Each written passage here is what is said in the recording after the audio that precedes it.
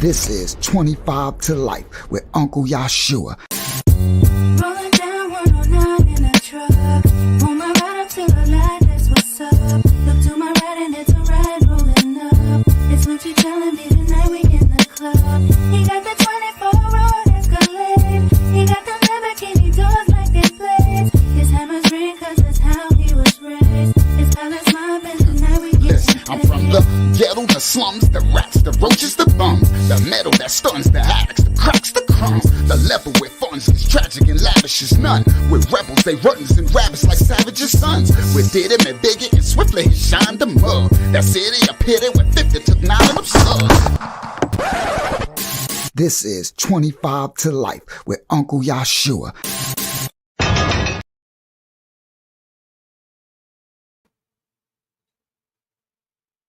What's good? What's good? 25 to Life Testimony TV family. My thing looked more blurry than it did before. I don't know what's going on with my hopefully y'all can hear me. I don't know what's going on with well, I just need my new computer. That's what it is. I know what's going on. But my goodness, it look crazy right now. Hold on, let me see if I can move that to see if that helps. Let's see.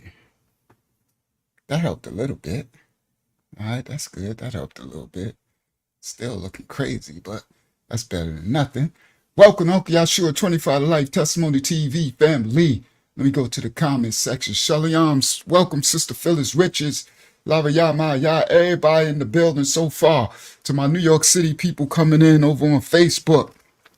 To my brother Young Humpty out there that's doing the digital underground tours and stuff out in California. This was for you, Young Humpty. We're going to Cali today. We're going to California today. We got a special interview, a live interview today from an elder out there in California. Hold on, let me get my hair life together. From an elder out there in California. The 25 to Life Testimony channel is not about promoting derogatory behavior or prison life or any gangster thugger life or nothing like that.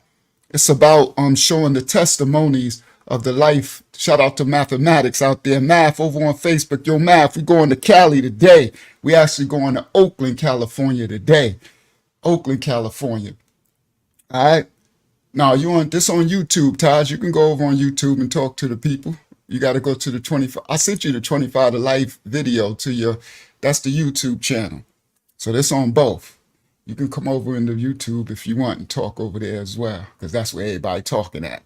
So you need to come over to the YouTube. Everybody be talking over on the YouTube. All right. So we're going to Oakland, California today. Back, but we're going back. We're going to San Quentin prison. We're going to Chino prison. We're going back in the days. Back. All right. Now, let me do this. I'll be bringing the brother, my brother back in a little while to do the interview. But let me do some intro. Let me do some intro. So this is let me do present, share screen, window, bang, share. This is the thumbnail. So the thumbnail says prisoner C5600, but my elder's going to add a 5 at the end of that. But I'm going to tell the brother Taj the reason why I knew there was a 5 at the end of his C number. The reason why I didn't put the last 5, because I wanted, because this thumbnail will be up on YouTube forever, and that identification number identifies my brother. So I just didn't want to have that up with his picture on the forever. So he'll explain what his C number really is. So I left that 5 out on purpose, Taj. I did that on purpose. All right. So this thumbnail says prisoner C5600. We're going to add a 5. My brother TAJBALAYAH from Oakland, California. It says Department of Corrections, California State Prison, San Quentin. And I took an image of San Quentin with their cages outside rec. That was way after his time there, because Todd's about to go back. When he was there, it was a whole different San Quentin. All right, way worse. All right, we're going to go through it, right? Now it says Taj, the Yard. All right, the Yard. Y'all better know what that means. He know what that means. Taj, the Yard. All right, now that's the thumbnail. Prisoner C56005. TAJBALAYAH. All right, now he's hailing right now, and he's gonna tell his story. I'm just doing the pre-interview of him. He's hailing out of Oakland, California. Now Oakland is a whole nother beast. All right, let me give you a little who that? Shout out to Chris Webb over there on Facebook. Shout out to Chris Webb, Martin Luther King Drive in the building, alumni in the building. All right. Now, this, let me stop share. Let me come back to y'all. Present, share screen. Bang. Share. Now this, I can't see what y'all see. There you go. This is Oakland, California.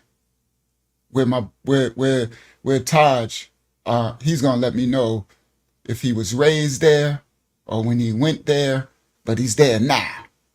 And he's in the belly of the beast. Facts. Stuff be going down, and Taj got swords and everything. He's still there. All right. This is Oakland, California today. Let me see. Does this make it fuller screen? Let me see what that did. I ain't make it no fuller. That was fuller. All right. This is Oakland, California today. Copyright disclaimers in effect. This is Oakland, California. I got kidnapped and taken against my will. Been assaulted by a man. He hit me 5 times in my face. Lawlessness, crime, police giving up, 38% increase in robberies, 23% increase in burglaries, and 44% increase in motor vehicle theft. In-N-Out made history by closing their first store in 75 years due to the rampant crime happening at their Oakland location. I've had my car stolen 2 or 3 times, broken into more than 10 times. Yeah. How are the cops out here? Do they help you if you ask for help? You call the cops, they don't come. Is that legal right there? What? Prostitution? Can't touch them. Things got worse and worse, and now it's just ridiculous. Many residents believe the police no longer have their back in the event of a crime, and they need new leadership to restore Oakland to the cultural capital it once was. Yeah, right now there's a cop following us. Tap here to watch the full video. All right. So, let me stop share. That's an image of Oakland, California today. Introducing from Oakland, California, our elder. I'm going to interview tonight, TAJBALAYAH, Yahya Yazan. All right. Welcome, elder. Welcome to the show, King. Thank you. All right. So the elder said he said he doesn't watch too much of our 25 to Life show.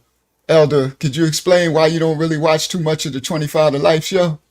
Yeah, it brings back a lot of bad memories. Really a whole lot of bad memories. I was actually starting to write a book about my life and times, and I could share a little bit what I have with you. All right, I got you. I'm gonna pull you in. Let me still do my intro first. Let me still introduce you first. So Elder said he started to watch the 25 to Life channel at first, but then it started to bring back memories of his life and his crime in the streets and stuff. So, all right, but this is a testimony TV for the trial. So I knew that I was like, I'm going to get him on here so he can tell his testimony, his story. Now his story goes back. All right. Now let me see. So I see you wrote in a comment that when it was that video was playing of Oakland, you said you live not too far around the corner from where some of that stuff was playing. Right. Oh, right now today. Yeah. So all that was playing in the video, that's what's going down in your neighborhood.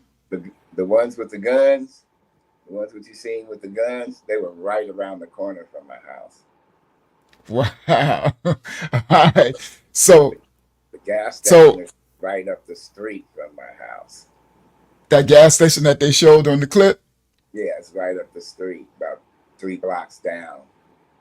and I know sometime when we be he's part of our ministry. He's an elder, and I know sometimes when we be on the ministry, we'll be on live on YouTube, and it'll be gunshots and stuff going. Like he'll be like, "Hold on, guys, I'll be right back," and he have to go tend to some business going on outside, some craziness in the hood.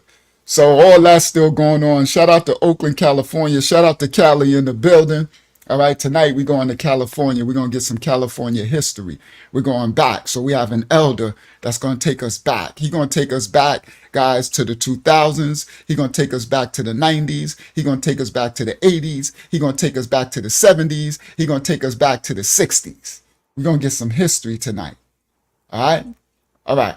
So, let me I'm gonna walk this down so I can start this interview. All right, let me where am I going? All right, I'm going here first.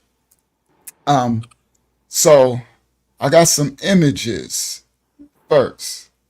So first of all, present, share screen, window, bang, share. Let me go back to this one first. Hold on. Is that you, Taj? Yes, sir. Look at Taj.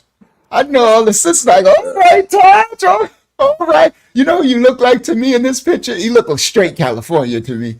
You look like Raymond Washington. That's who you look like to me in this picture.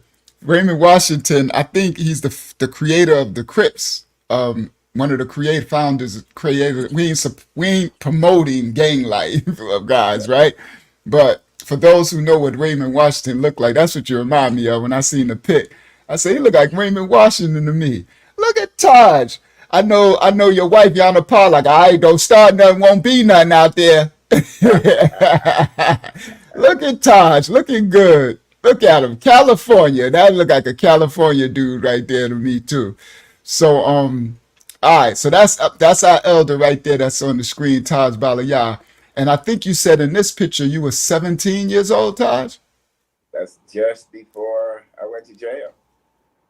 Just before you went to jail. Everybody at home, is he loud, guys? Can y'all hear him? Is he low? Is he equal with me? Or is he, because I want this presentation to make sure it go off right. So y'all let me know in the chat where his volume is at. Or maybe I could turn mine down if mine's is loud. Let me see where my volume is at. Because y'all let me know if all the volumes are all good. So when we get started, I don't hear it back later and be like, ain't nobody tell me that the volume was kind of messed up.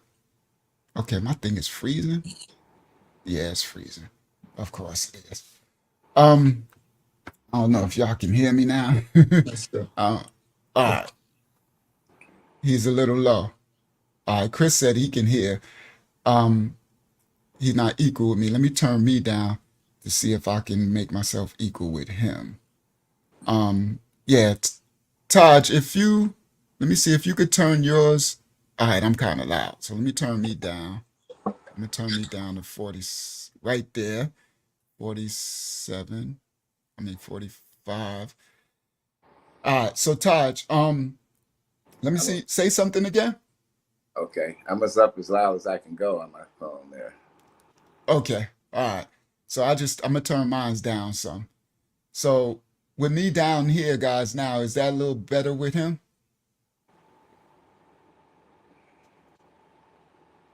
All right. All right, so Chris said I'm good. All right. All right, so we're gonna get started now.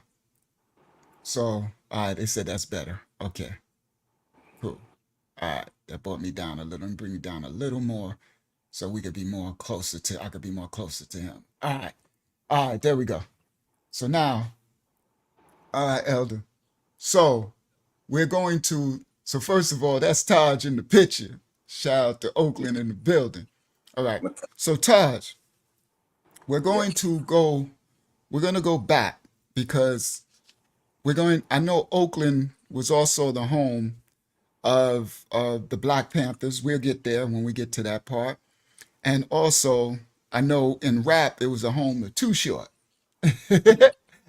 I used to like Too Short, Too Short Dog, Too Short. Well, that was my introduction to Oakland was through Too Short, the little Too, the old Too Short times. Remember the Too Short didn't have the missing tooth, that Too Short. I know the old Too Short. So you know Too Short. He grew up as a youngster around you or something.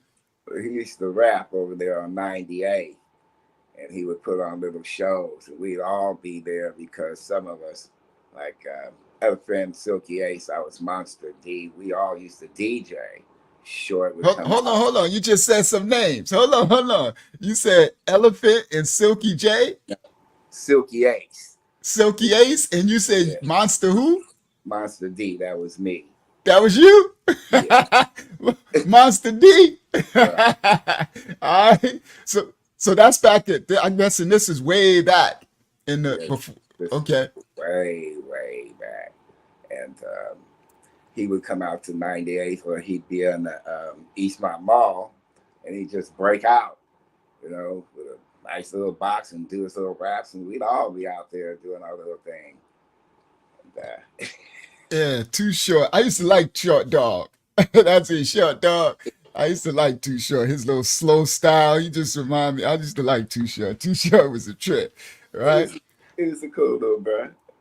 He's, I liked him he's, too, man. you He was liked him funny too? though. Yeah, he was funny. I don't want to go into a whole bunch of stuff about the man, but yeah, he was funny. He's a nice brother though. Okay, he's a He's pretty good. cool brother. Pretty Yeah, cool brother. he's a good heart too. He's a nice brother with a nice little Uh, heart. that's And what's up. That's what's up. Repping Oakland. He definitely helped to put Oakland out there because yeah, with his music. All right. So for us over with hip hop at the beginning to learn about it. All right. So now we're going to go. We're going to go back, Elder, because you sent me some images. So we're going to go back. Let me go present, share screen, uh, window. I'm gonna start with this image. Share. Let's see what y'all see. All right. Let me make it a little bigger. So explain this that's image, Elder. Who's this? that's my mother. Name is Constance. This was her first boyfriend. His name was Maurice, and that's me down there. And Okay.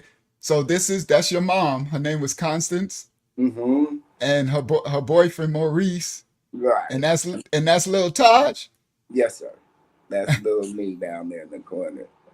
And my first words wasn't mama, it was Mo.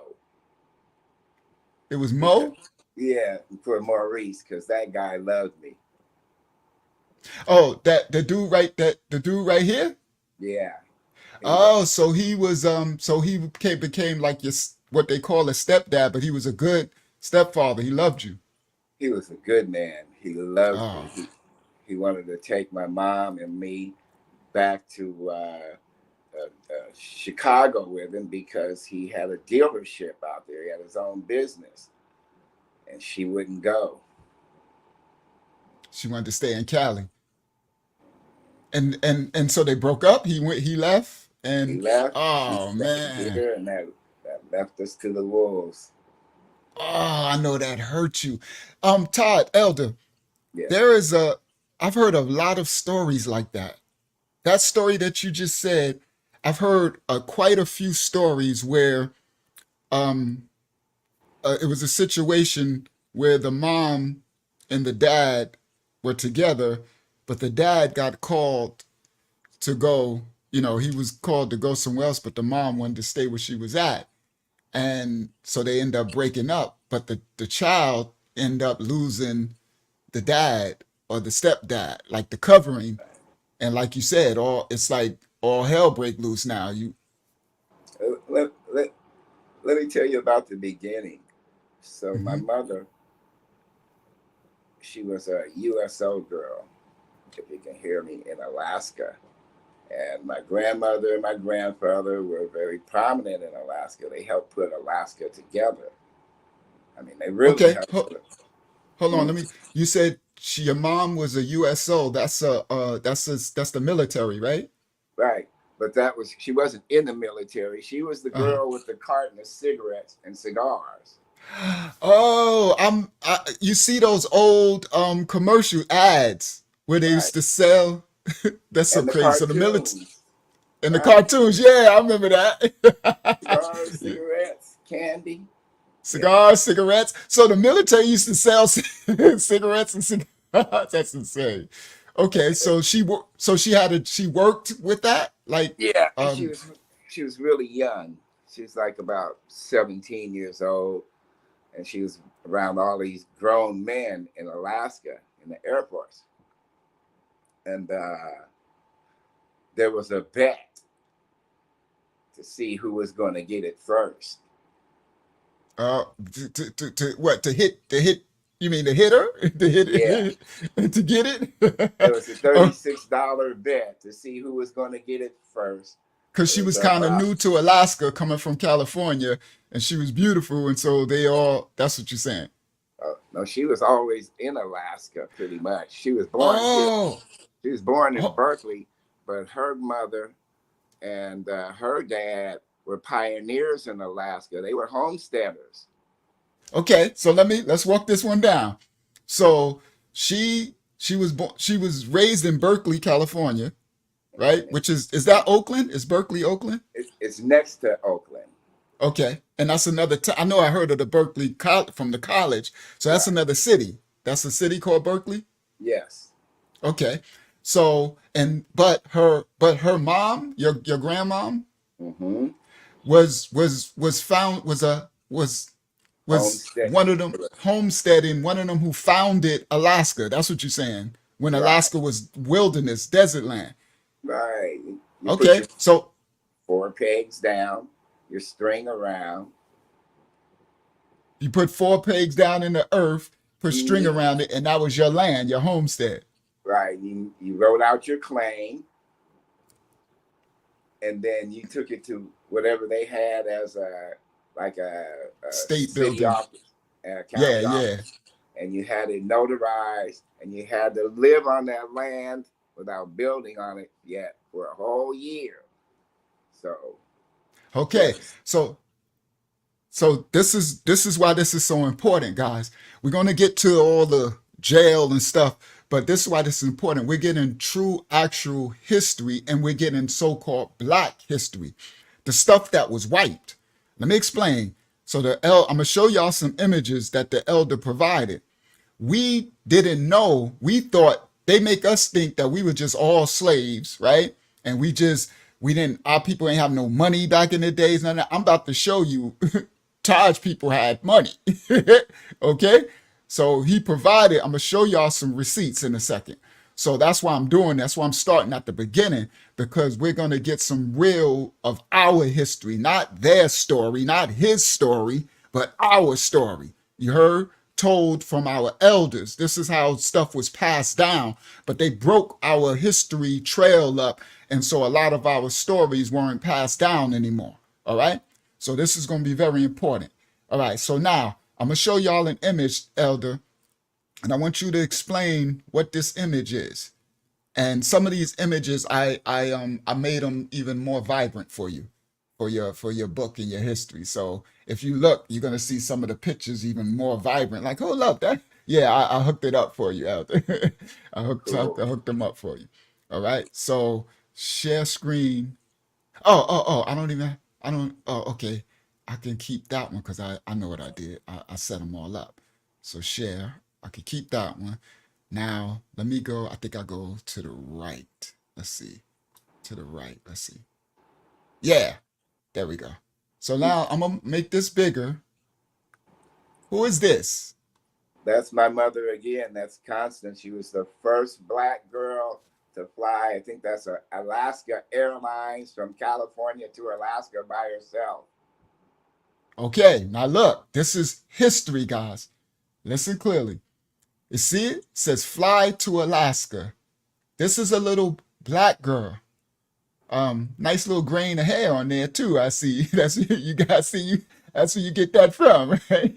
Okay. She was the All first right. one. All right. Now listen. And we don't do that good hair, bad hair stuff. It's just she got to look like she got some little curly waves or something. All right. We know the wool. We come in all shades of lamb's wool. All right. Now look. This is his mom, right? I'm gonna show y'all some history. Look. Look at her shoes. Look at her little bobby socks. And she's sitting on all this luggage. This is Black history where they make you think we were all poor and we were all, yeah, Chris Webb, this is some good stuff, right, Chris? Where we weren't all poor. We weren't all, now look, Elder, you said she was the first Black girl to fly on this Alaska airline. This is them creating Alaska, the homestead, creating the state of Alaska now. Some of our ancestors was instrumental in that as well, which we're giving you the proof right now, where others, we will never know this stuff. So, and she flew by herself, Elder? Yes, first to fly by herself, Black girl. First Black girl to fly by herself on Alaska, from California to Alaska. Yes. History right here. So thank you for that image, Elder Taj. All right, so you said her mother Yes. and them were the ones who, so I got another image. All right, let's go. All right, so now let's go. Let me go over again. And he's going to explain this image. History. Okay, so it goes this way. All right, here we go. History. Look, watch this, Chris. Yo, Chris, look at this. Now look at this, guys. What year is this, if you can know, Taj? What, like, is that cards? Wee. That's my great grandfather. That's Almus Hurl Morrow. In the back holding the baby is my great grandmother. That is Lillian B. Morrow. And I don't know who the other lady is, but the little baby is my grandmama. Okay. That's so Betty you said, Jean. So this is your grandmother, Betty Jean? Yeah, that's right Betty here. Jean. Mm-hmm. And this one holding her, that's her mama? Yeah, That's your great grandmama. And that's my great grandmama, the woman holding her. My great grandfather, Almus Hurl Morrow. He was one of the first Black men to have a what do you call that? Real estate guild, Black real estate guild in Berkeley. In Berkeley, California. Berkeley, California. During the time of the war, I think with the Asians, he bought the houses from them so they didn't lose it. He put it in an escrow and put it in their names so that when they got out of the camps, they could get their houses back plus the money. He did that for those people. So for the Asians, when they came out of those internment camps, those what's the name? Wow. See, this is why this is so important. Okay, this history. So we're not only. Give me 1 second. I'll be right back. I got you. This is why this is so important, guys. Because yes, we're going to get to his trials and tribulations and stuff where he, where our environment gets us in trouble. So for those of us who don't know, there are curses placed on our people, the so-called Black people, from the scriptures, from what our ancestors did against the Most High. And these curses would plague us through generations, right? So this stuff is prophetic. Now look at this car, okay? This looked like the 20s or something. Now this is a Black family. Now, they show us driving Miss Daisy and stuff, right? They'll show us driving, it'd be, we in the back seat. I mean, we in the, we driving, no disrespect, but some white families around. See, but the true story, they don't show you the true story of Black Wall Street, of Rosewood, of Ocoee, Florida, of all of these cities, the one in New York City with Central Park, where they got all these Lake Lanier in Georgia, where they flooded over the black cities, the wealthy black cities. They'll only teach you about what's one Black Wall Street, right? Tulsa, Oklahoma, only because that's the one that's been historical. But I'm about to start bringing a rep. I did a bunch of them on my ministry channel, but I'm about to start doing more of our true history. You understand? They cover our history. Go ahead, Elder. And you asked me the year. So my grandmother was born in 1923, October the 14th. Ironic, isn't it? So that. Hold up. Say that again. Say that one more time. October 14th, 1923. Hold on. Your grandmother? Yeah, that little girl in that picture. Hold on. So this little girl was born October 14th, 1923, and today is October 14th, 2024? Yeah. Yeah. Talk about, y'all know we don't do coincidences here. We do prophecy here. We do prophecy here. So on her birthday, I don't know how, somebody calculate what's 1923 to 2024, how many years that is? Somebody calculate. Did you notice my grandfather's hat? You know, that's amazing. I was about to go there. Now, you know, I'm gonna go there in 1 second. I was about to go there. Wyatt said that's 101 years. Chris and Writer 23 said 101. Shout out Roberta Lane. Glad you was able to make it here, sister, with your internet. 120 years. Yeah, I was about to ask him that too, Roberta. I was about to say, is that Moore's? But I'm like, this might be a little before Noble Drew Ali Moore stuff. I'm like, well, at least Noble Drew Ali. But I'm like, but okay, we about to go there in 1 second. So 101 years to this day, this woman was born. And we are graced 101 years later over the internet that I and my brother out in California, I'm in Florida, and people are all over the world watching this, and we'll watch this later. We're all able to share this history together and learn. Where listen clearly, where about 100 and something years ago, if you would have said that we would all be together speaking over the air, and they would have hung you at the stake and said that was witchcraft.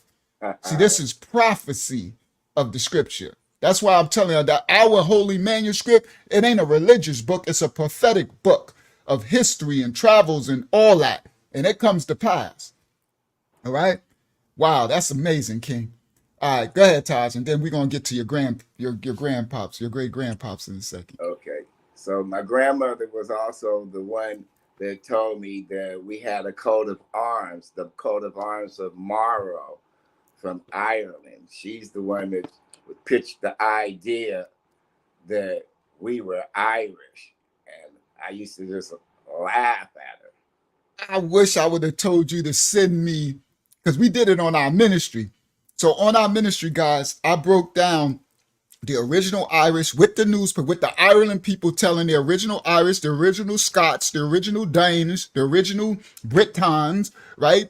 This was the Jacobites, right? The Jacobites during what they call the Dark Ages.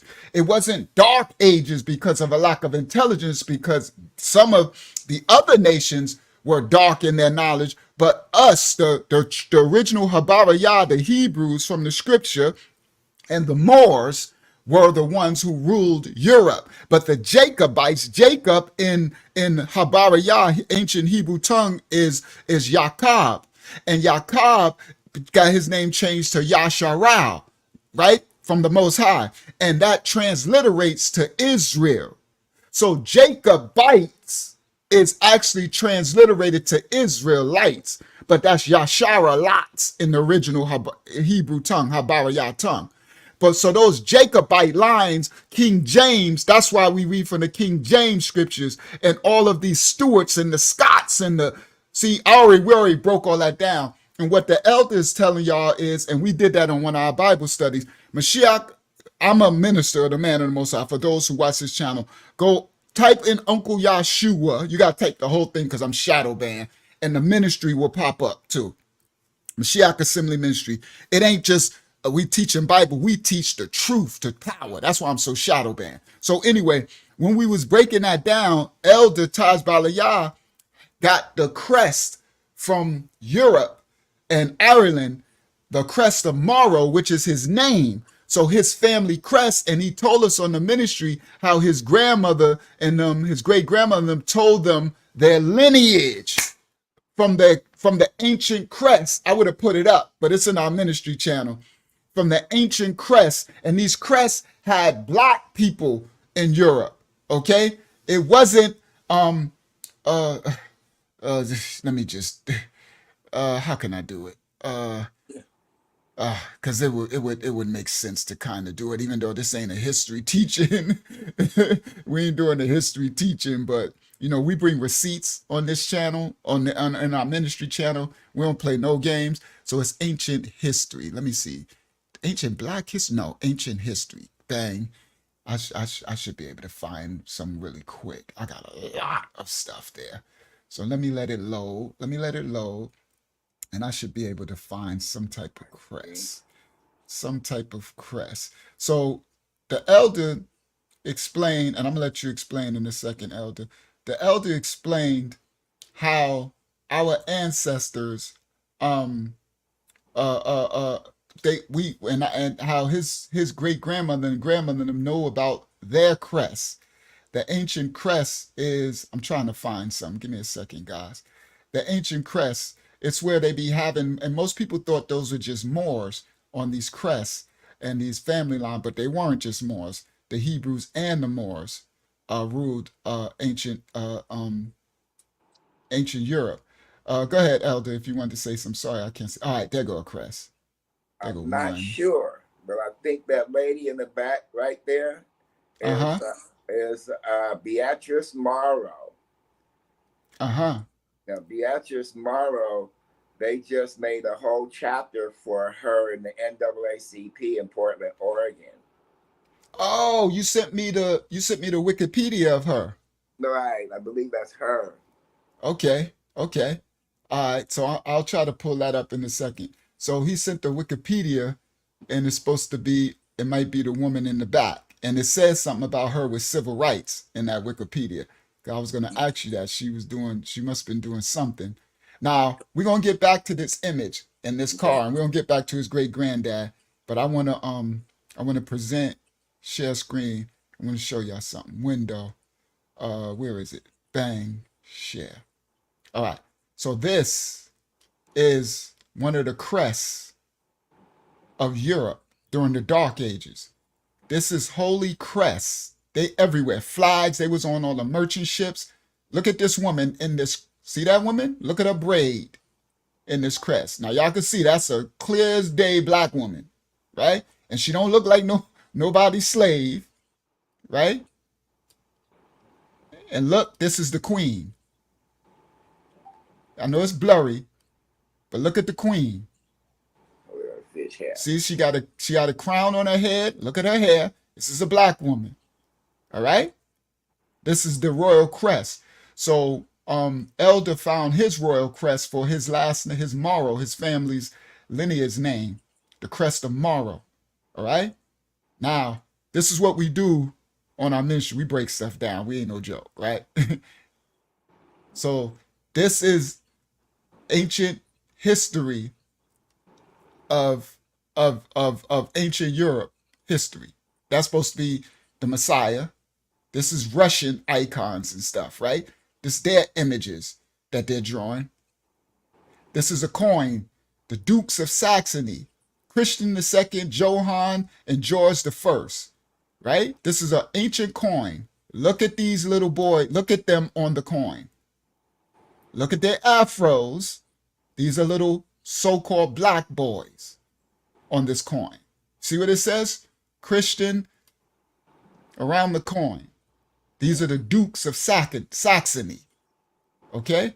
This is the Elector of Saxony, Maurice, 1541 to 1553, right? And this is his coin. Oh, all right, I'm going to show y'all. So it says 1542nd, then I'm going to show y'all. I was showing the bottom of it on that one, right? These are receipts. This ain't just us talking, and this is the coin. Right. That's him. 1547. Y'all see that? It's clear as day. Yeah, look at his nose. You ain't got to forget the nose. You can see clear as day. But see, this our history they don't tell you about. All right? So I just wanted to show so that I can show you that no, we ain't just talking. This ain't something where we tripping. Look at this one. A rare, apparently authentic, nappy head image of the Holy Roman Emperor Ferdinand II. He was emperor during the 30 Years' Wars. It says it seems the albinos destroyed all other images. Look at this one. You see him? That's why I said this ain't a history, but I just wanted to bring a little history. These are coin. This is money. It's coinage. Your paper. Remember coming to America when they said he got money? His face is on the money. Okay? Shout out to Yabayan in the building. All right. Now, let me just do... I ain't got to do that one, but this one is a crazy one. This one is the Holy Trinity medal of Maurice, the Duke of Saxony. And if y'all see what this image that they got of the God, look at this image they got of God with locks and locks on his beard. It's kind of blurry. And look at this right here is supposed to be the Messiah on the cross. This is metals. This is money. And this is the back of it. And I got what this is written. And look at the Malaks, supposed to be angels on both sides. All right? All right, so down here it tells what it says. It's an ornate throne decorated with floral design featuring God the Father seated, facing, holding an orb and a scepter, wearing an imperial crown and jeweled cape.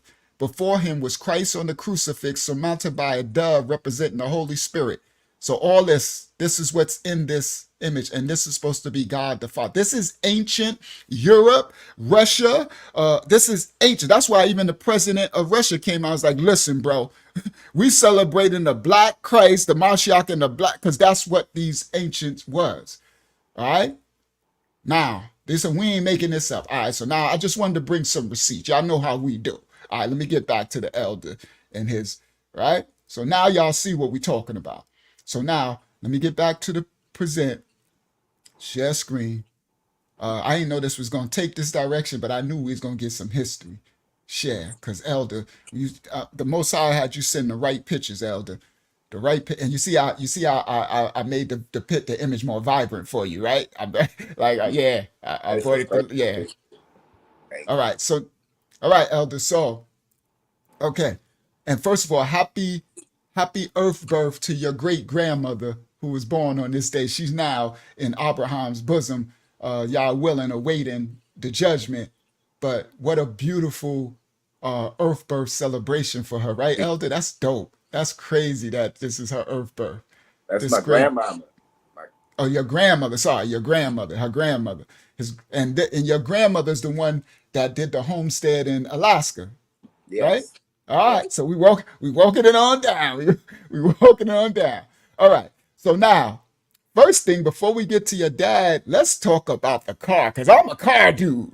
All right, Chris Webb and them know I used to have cars in New York. I was driving all type of caddies, and everybody know me for my cars, right? People grew up on my car. That's one thing they know. I used to be the guy Rashawn. They know Rashawn and all his cars, right? So I'm a car dude. Look at Chris say, yep. So I love cars, right? I loved them since I was little, right? So first of all, this car is smoking right here. This right here is like a Rolls Royce, guys. This is like having a doggone Phantom Rolls Royce or a Lamborghini or something in the 20s. Y'all better know. This is money. This ain't, no disrespect, but this ain't a horse and buggy. Let me explain. To have a horse and buggy was doing good back then. But to have a vehicle? Oh, y'all tripping. This history right here. Now, this car's smoking. All right? All right, so now, your great-grandfather. Not only do I see, I wasn't sure if that was a Moorish cap, but now you're telling us that's a Freemason thing. We'll get there in a second. But I also see like medals on his chest or something. Yeah, those are like some Freemason medals and stuff. When my grandmama passed, I found all her little medals. Wow. She had a whole bunch of Freemason medals and signs and stuff, and I was like, "Oh, Nana, golly!" Wow. And as we break down on our part lesson, our ancestors in Freemasonry, the Freemasonry, the original one that came from Canaanites, that came from Sumer, Phoenicia, always in Babylon, always been chasing us. That's scriptural and prophecy. So when I did that video about that that brother TCA who lost his way now and going after so-called Black American history and going after some of our ancestors being Eastern Stars and Masons and stuff, and not understanding that this is a prophecy that would pursue them, not saying that he did or didn't know to a certain level of what it was all about. But guys, a lot of our ancestors were tricked. They didn't have the fullness of how, they didn't have like the history of it going back to ancient Canaanite, to ancient fallen angels, to ancient Nephilim, ancient Phoenicia, ancient Acadia, ancient Syria, ancient Babylon, ancient Mitzrayim, Egypt. That's why the dollar bill you have on the back of it got what? The pyramid, the mason, the eye, Ovis Norda Nucleorum, the 13 stuff, right? The steps. See, our ancestors didn't have that fullness. Now, some of them, we can't speak generally for all of them, but most of them didn't have the real fullness of what it really was. There was benefits that you would get in our society, as you become noblemen or men of commerce and things. So some of our ancestors would join these institutions because it was a part of business and commerce. It's like nowadays, right? You reach a certain level of success in commercial America, right? So, excuse me, commercial America or something, right? Where you're into these corporations. That's what I meant. Corporate America, not commercial America. Corporate America. And there's a certain thing, a business that takes place on the golf course, right? Where they like to do golf. So you'll find yourself, I need to learn how to play some golf because I need some business meetings. There's business meetings that take place in the golf course, in the doggone sauna room. We broke that down. In the sauna, in the hot tubs. No diddy. Stay away from the hot tubs and the saunas and all that. But there's things that you learn as you go through certain doors, through going into capitalism in this American that goes back. So when we look at some of the ancestors, we can't say that he knew fully, Elder's great grandfather, the real darkness of these, because it does look like a Shriner cap and all that of the Mason. They never got fully the fullness understanding. They didn't allow them to get to the real secret of the society. Let me explain. Because the real secret of the secret society was that he was the child of the Most High, and his generation, his lineage would be required to awaken all the children in the end time prophecy. The end of the book, Revelation, was his descendants will have to be awakened and bring all the other nations, Gentiles, back to the Most High. And the final culmination of everything of life will be the darkness versus the light. And they are the darkness, but they tricked our ancestors to serve them without even knowing. If we get them, to curse themselves, that's what the scripture says. See, so you can't just take our ancestors and say, oh, yeah, they was a Mason or they was this, when you don't understand in that day and time what they were. They don't feed you the fullness. It's the same thing like this no diddy stuff, right? So a lot of them, these kids and stuff, they didn't know they wanted the record deal, right? They wanted to grow, they wanted to go up, they wanted to have their fame and corporate them, and they didn't know that behind that door, they was going to have you sacrificing your booty hole and stuff. They was going to have you trying to sacrifice your children. See, they reveal the other darkness the higher you get. So when you see some of these images of, you just can't blanket and say that they were wicked. You can't, because some of them probably, when they got to a certain level, realized, man, what is y'all? Find out they smashing goats and donkeys and got sacrificing babies and stuff, right? But the secret of the secret society is that you are the chosen seed from Abraham's line. That's the secret of the secret society. You better know that there's a lineage that came from Adam's seed, when the Mashiach, the Messiah, came through Jacob, Yasharel's line from the tribe of Judah, through the line that he was going to those, that remnant. And that's the secret. All right, now let's get back. All right, so elder.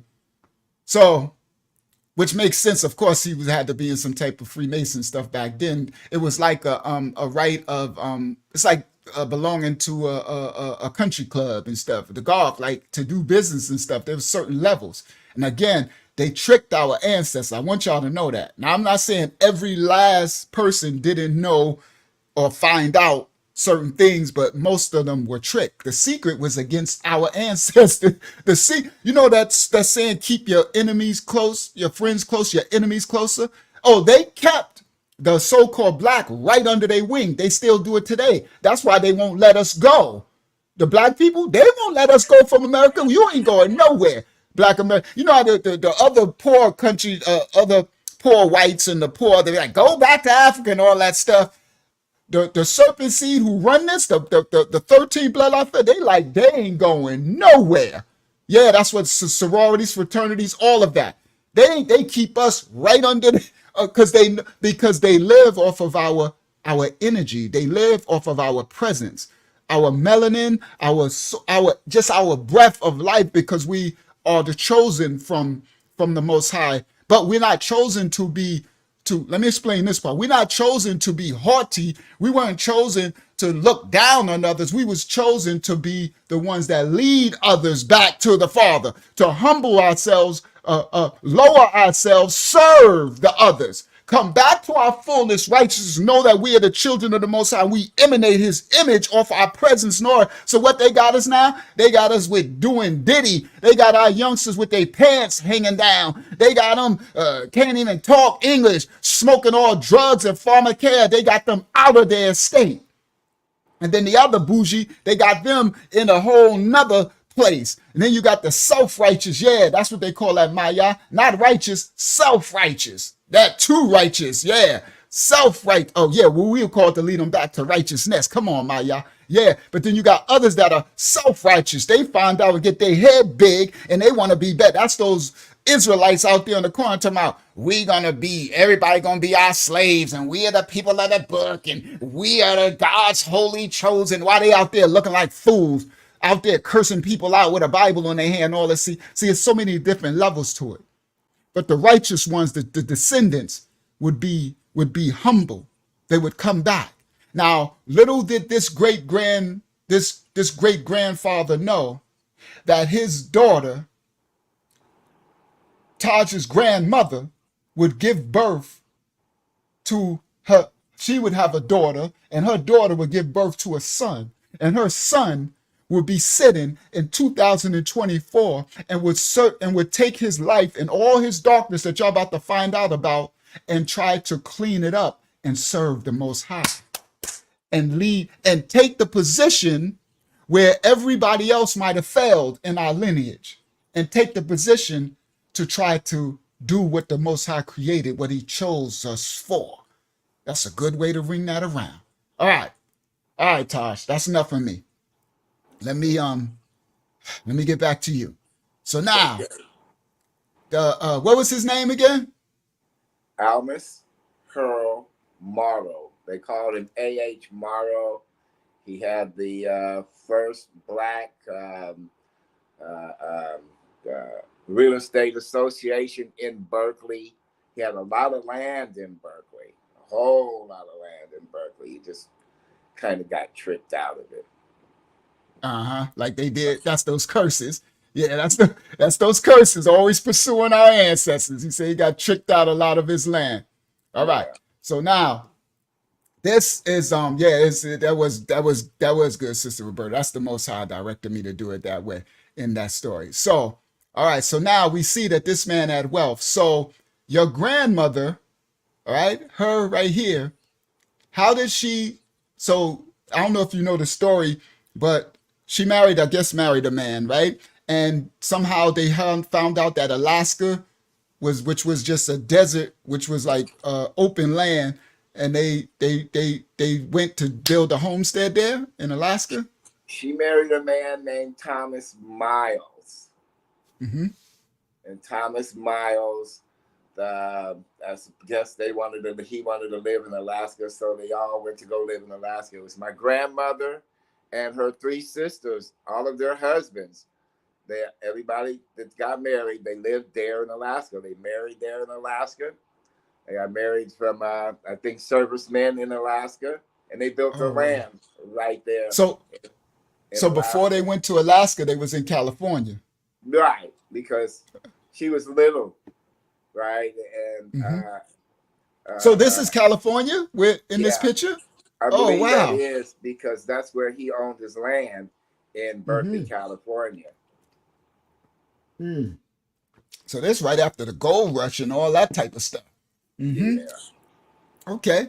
So, all right. So now, so this little girl, she ended up being a homestead in Alaska, and so your mom's in the other picture, your mom Yes. end up. So her grandma, that's the little girl in that car, end up sending this little girl, which is her, which that's little Taj. Look at little cute Taj.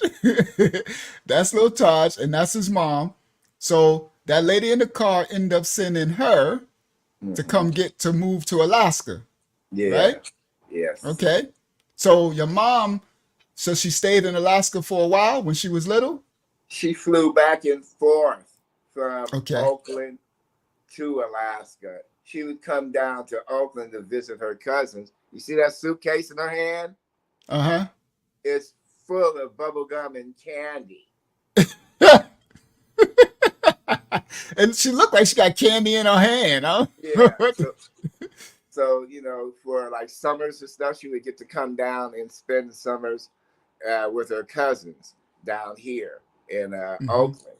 Now, that's who I was raised with, was her cousins. Okay. Okay. So, all right. So she would go back and forth. So now that explains the picture. All right. And then let me go to, and then so you come along. So she gives birth to you.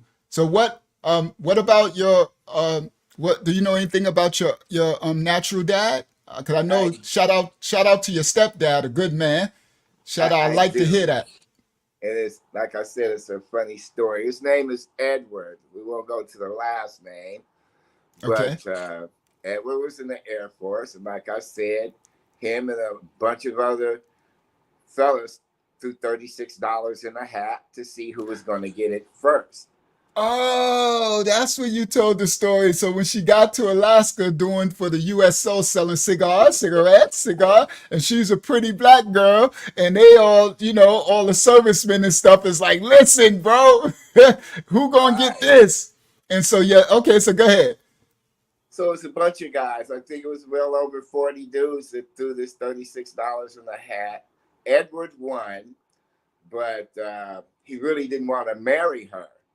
But back then, the service did what they call a shotgun wedding. If the girl could prove that you got her pregnant or said you got her pregnant, the service made you marry her. So the wedding they had was what we call the shotgun wedding. So he just wanted to hit it, but he got her pregnant, and the service said, you gotta marry her. Okay. Right. Y'all said they was throwing lots. I know that's right in the scripture, right. Throwing lots. Go ahead, Tosh. So he was forced to marry her, and 2 weeks after I was born, he bounced. He left this letter, and he said, if you think Edward so-and-so is my name. Now, he went AWOL for this, too. He said, if you think Edward so-and-so is my name, ha ha, think again. Oh, hold on, Ty. So he was a piece of crap. So shout out to the stepdad that's on. Again, I'm glad that we can show the two dichotomies, right? The one man, so-called black, who was a piece of crap, but we also got an image of a black man that was good.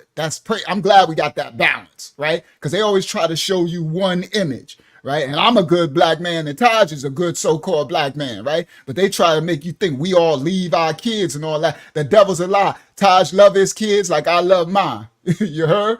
All right? And we still trying to save our kids. Taj got some of his children in our ministry. Shout out to Yohana Kwam and the other one. I forgot his Hebrew name now. So anyway. Yagabar.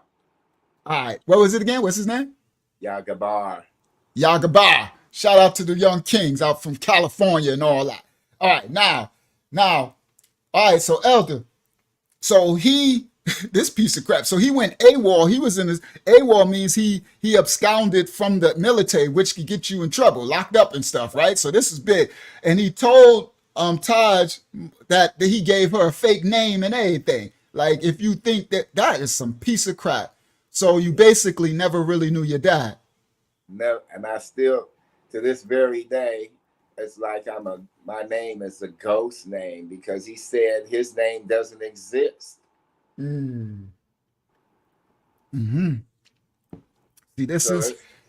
it was really easy for me to transfer my name over to my Yashralite name and hang on to that.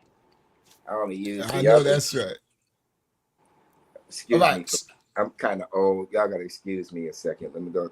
I'll be right back. No, go ahead. Go handle yourself. Whenever you got to leave, I got you, Elder. I can fill in until you come back. I'll be right back. So, thank you. You're welcome, King. So, and we getting there now. Now, I wanted to do the foundation of his story, guys, and go back. And he sent me these old pictures, and I knew that the history, because, guys, when you ever want to find out a person's trajectory in life, you can't just look at their present circumstances, right? So people would look at me. If you looked at me in the 1990s, right? The late 80s, 90s, you would think, oh, he's a piece of crap, right? He got guns and shooting guns and selling drugs. I did my time for all the crime committed. But if you went back, like my brother Chris Webb, he knew me back further before I started selling drugs and busting my gun and doing all that stuff in the 90s.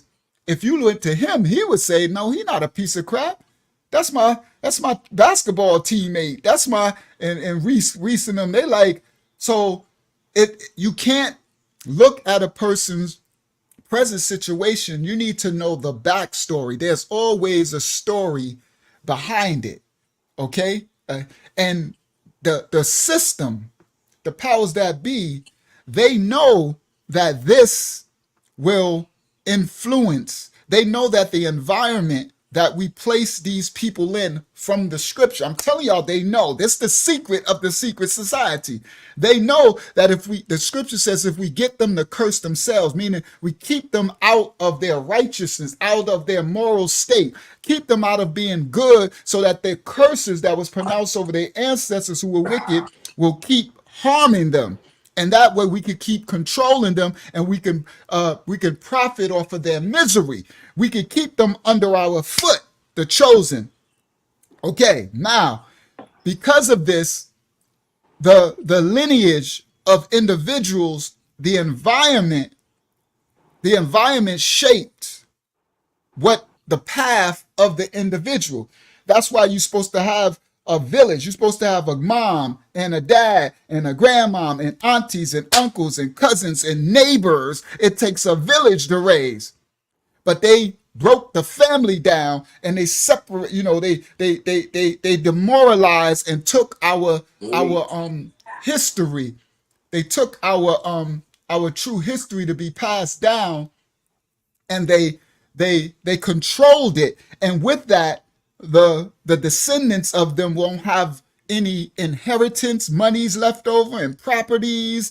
They won't have inheritance of history, inheritance of leadership from dads to granddads to guide and protect them and structure them. And they will be left to the devices of the world, which is trying to consume them. So me and Elder Taj would end up in places like jail and prison and with guns and situations to kill or be killed. But we would be looked at as as degenerates, right? Or no good. But inside of us is the Most High. So if you look at my life, that's why I got this 25 Life Testimony TV. When you go back and you see my stories, when you see Todd's story tonight, when you fast forward today, I'm on here spreading my message for my ministry around the world, being in salvation to others around. This little degenerate ex-drug dealer, gun-toting, jailbird, whatever you want to call it. Yeah, that's what this channel is about. All right, Elder. So now, your mom, now she got you, and she's raising you by herself, I guess, with with your grandma and stuff like that, because you knew your grandma and stuff, right? So did you ever live in Alaska too, or you just went back and forth? Back and forth, and my experiences with Alaska weren't great either. My first experience in Alaska was I got bit by a fly. And you got bit by a who? A fly. A fly? Yeah, their flies are like big old horse flies. I was about to say, it must have been a big old horse fly. And first of all, those bites hurt. I got bit by one and it hurt like a horse bite you. That's why they call it a horse fly, I think, because it felt like a horse bit my arm. I never forgot that. It hurt, bro. Go ahead, Todd. One of my other experiences were that the animals do roam free. And I do mean roam free. And a moose stuck his head in my window and broke my window. And I was spooked. Wow, what is this thing? So you coming from California, from Oakland, right? Berkeley, Oakland, the city, right? The hood. And you go to Alaska and a big moose. And a moose look like a doggone tractor trailer truck. If y'all see that stuff on images, you see it in real life, right? A moose stuck his head through your window. So that's dope that you got to experience those different cultures, though. And then I think the last thing was that I think I could remember going to some restaurant and they ordered me some soup. And when I realized the soup was looking back at me, I cried, I screamed, and I yelled. It was eye soup and eyeballs. And I know, I'm cool. Hold on. They had eyeballs of an animal or something in the soup? Yeah. That is nasty, bro. So you went to get the soup and you had eyeballs looking at you in the soup? I know you was like... It looked back at me, and I could remember hearing her say, "It's like a grape. It pops in your mouth." Oh, no. Oh my goodness. No. Who said that? Your mom? Yeah. She said it's like a grape. Eat the eyeball and pop in your mouth and the juice. It just pops in your mouth. Oh, there we go with that scripture again. If we get them to curse themselves, for those who don't know, we ain't supposed to be eating nobody's flesh and blood. We are not supposed to be eating no eyeballs with the blood and stuff popping in our mouth as grapes. Wow, that's insane. That's a great story, King. He said eyeball soup. All right. So now, anytime after that, if they were talking about taking me back to Alaska, I just bawl out. You used to start crying. You didn't want to go. All right. So now, we're gonna fast forward a little bit. Okay. So let's say you're about. I'm gonna go to this one because you told me that this year stuck out to you a lot, and you told me that year I think was 1976. Okay. So I'm gonna go to my notes to this one too. Okay. Okay, go ahead. Do what you gotta do, King. 1976. 1976. I think I had just turned 14, and well, my mother had been through many of men since Okay, Mo. so after she didn't go with Mo, she was, in Cali, and she's a beautiful girl, so she just doing her thing, right? And all the yeah. And Cali Yeah, is the hood, right? Because at yeah. that time was the Crips started, was the gangs, they was there now. Oh Yeah, yeah, yeah. yeah. But But before the they weren't shooting, that's when they here. was fighting. They Hmm. weren't. The gangs were never here. I'm just gonna make that straight. Oakland didn't have no gangs. Okay. We might have had, some street beefs, like the people that live in the avenues, 20 avenues, the roaring 20s, or you had North Oakland Ghost Town, yeah, West Oakland, Wild Wild West, and you just had the East Oakland. But no, there was no gangs, not like Crips and Bloods. We didn't do that. Okay.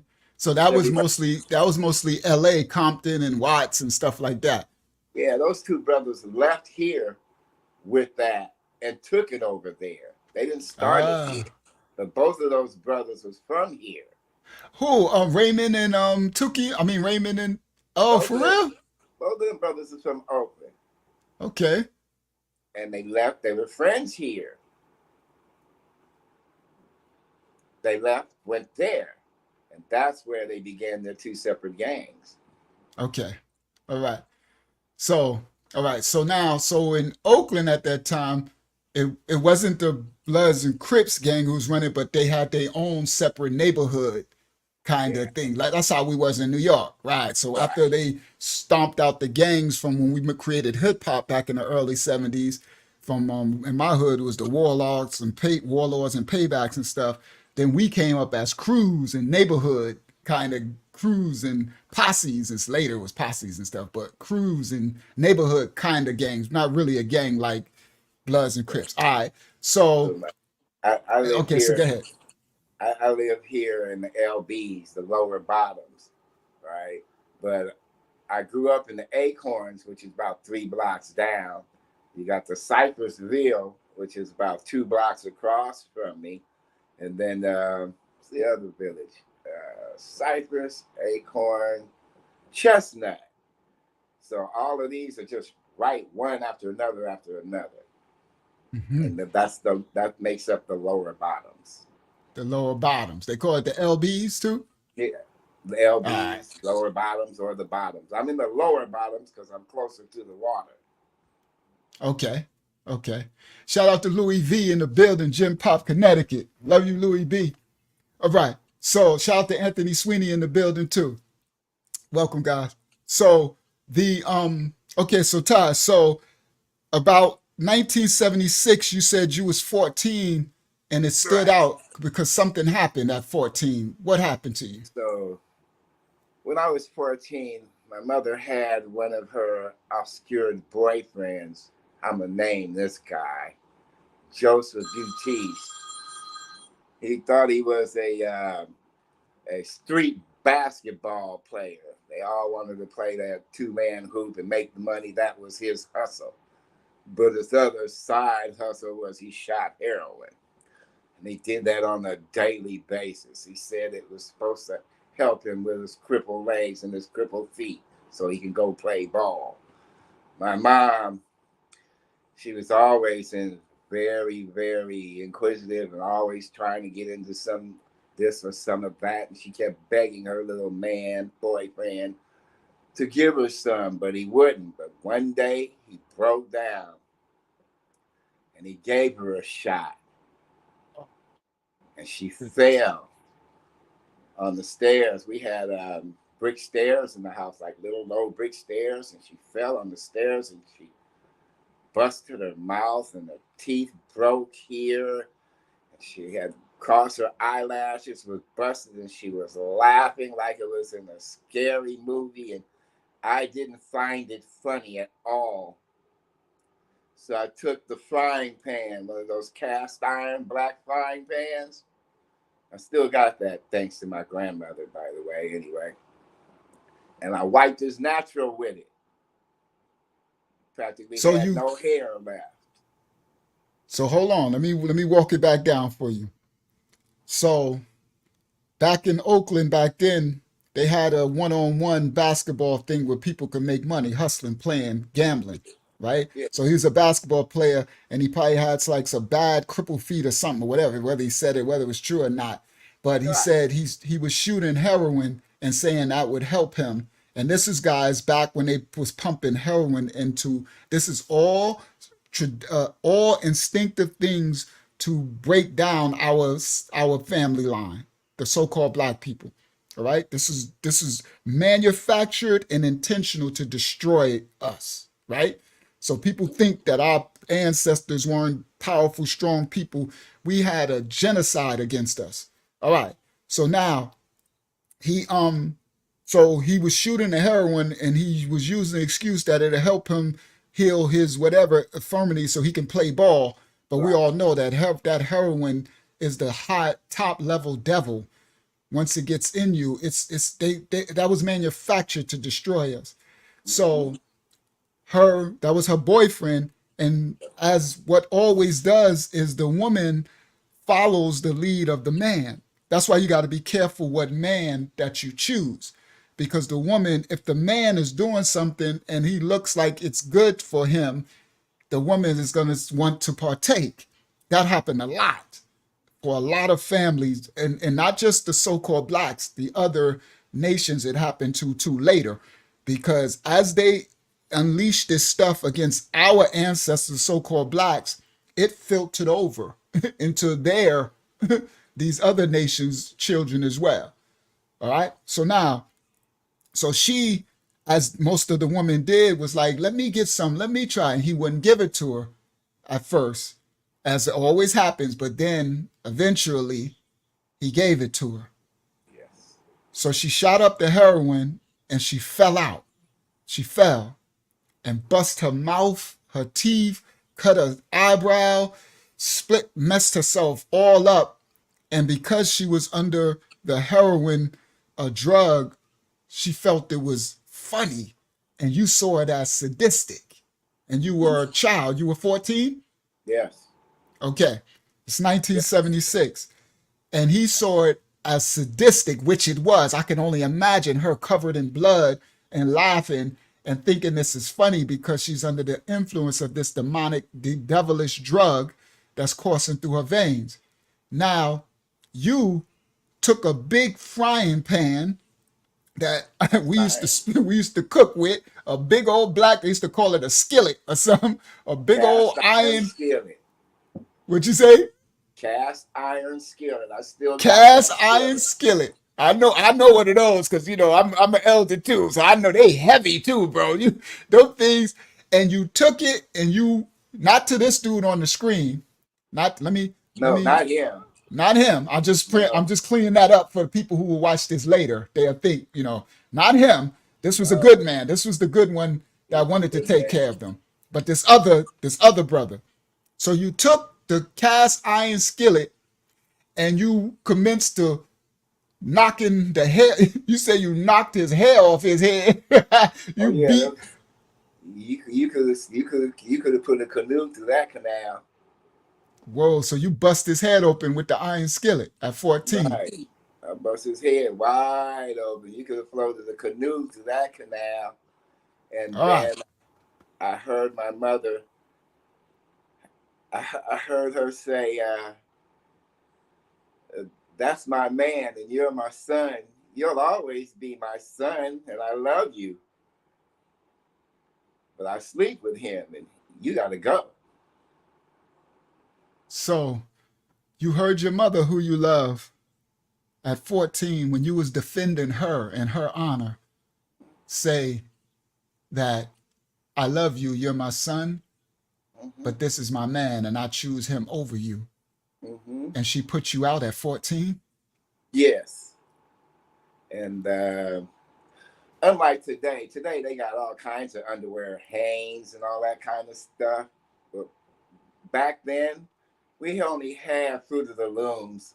So that's all I was put out in was my Fruit of the Looms underwear, a couple of pair of socks, some drawers in a bag, t-shirts in a bag, and the door shut behind me. And I was waiting for her to say, "Get your butt back in here, boy. I was just playing." I'm still waiting for her to say that. She's deceased now. But Oh my I've been goodness. waiting for her to say, "Boy, I was just playing. Get your butt back in here." So from that day So forth, we lived across the street from what's known as Lake Merritt in Oakland. I went across the street. I didn't know where to go. I knew not to be on the streets and homeless after 11 because if you were young like I was, they take you to jail and then they take you to YA. They had a vagrancy law. If you have less than $5 or $3 in your pocket, you go to jail. That was for the black people only, though. I've heard of that vagrancy law. So they would institute situations where our ancestors would be homeless because they couldn't afford, and then they didn't have the money, they wouldn't give them jobs, and then they created a vagrancy law that said if you don't have at least $5, which would have been about $50 today or something like that or more, and they would say if you didn't have that, then they would lock you up and put you as a vagrant. They passed those laws after slavery and stuff and Jim Crow and stuff. They passed those laws to continue to be able to do the new institutionalized slavery, which is the penal institution, the prison system. All right, the new institutionalized slavery. All right. So he said at 14, as he was defending his mother, she put him out. And in the 1970s, being homeless in the streets in the big city like Oakland, California, is being thrown to the wolves. That's what that is. And he said he got put out with just the underwear, some socks. And he said all of his life, she's dead now. He's been waiting to hear her say, "I was just playing, come back." But he never got those words. So now, Elder, you out at 14, you on the streets of Oakland, and you end up getting in trouble? Yeah, I kind of got in a lot of trouble, but I went across the street first and I sat down. I was trying to figure it out. And I thought, because there's no cell phones back then, so I don't know anybody's numbers. So I walked all the way to my friend's house, my best friend named Jeff, and him and his mother, they gave me some clothes to wear. I was still going to school, Westlake Junior High. Had no other place to really go to. So I'm going to school. I lived in a tree because I didn't want to get caught down on the ground and go to jail. You go to school because they have free breakfast and free lunch. You know, you get there and you have your free breakfast, and after that, there's nothing to do. You might as well go to school. And then there's the free lunch. After that, you might as well finish school. Okay, In the Elder, morning, hold on. Let me walk that one down a little bit. Now, you said you said you lived in a tree because you yeah, didn't want to get caught. So you was able to hide in the in a tree. trees so they can't see you on the street so they can lock you up. Right. Wow. So were there other people doing that too, kind of living in trees? No, most of the other people was just, being homeless on the ground and get caught Ah. up in the sweeps. I was 14. I couldn't afford to get caught up in a sweep. They would send you to YA if you were Hmm. 14, and you stay at YA until you were 25. Oh, and that was a hellhole back then. I'm gonna explain these jail systems and youth systems were like, I can't even explain to y'all the conditions and what was being done to people in there. Um, Whatever you are imagining of, look at Diddy, because Diddy is the main thing, and look at the travesty things and multiply that times 1,000, what would be happening in In these youth YA. systems. Yeah, in YA, especially in the 70s and stuff. jail and stuff, this jail and stuff now is a whole different beast compared to the 70s. It is nothing like it.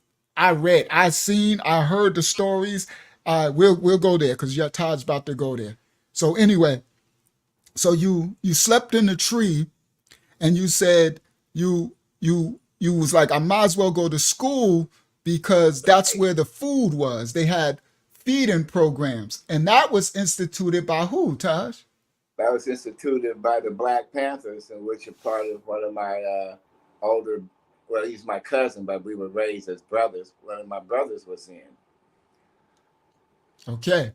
So the Black Panthers, who they tried to portray as some negative, whatever you want to call it, something, right, a gang or negative or whatever, they had food programs where they started in Oakland, California, where you at, right? Right at my house, pretty much. I mean, like I said, one of my brothers was in it when it first started. He used to come home with his little tam on. I can remember them walking women around back to their houses after they got off of work and walking them to the bus stop to go to work. You know, they would walk kids to school. This is what the Black Panthers did in my neighborhood. So they were basically trying to protect the residents. So they would walk the women to bus stops so they wouldn't get mugged and stuff like that, walking kids to school so they wouldn't get beat up and stuff like that. So they were basically trying to do good for the community. Yeah. Would you agree? Yeah. Oh, yeah. And that's what you saw, right? Pretty much, yeah. Yeah, because the only things that was going on bad down around here was 7th Street, right where I live. At the post office. that was the bad. Yeah, 7th Street is where all the drugs were, where all the hoes were.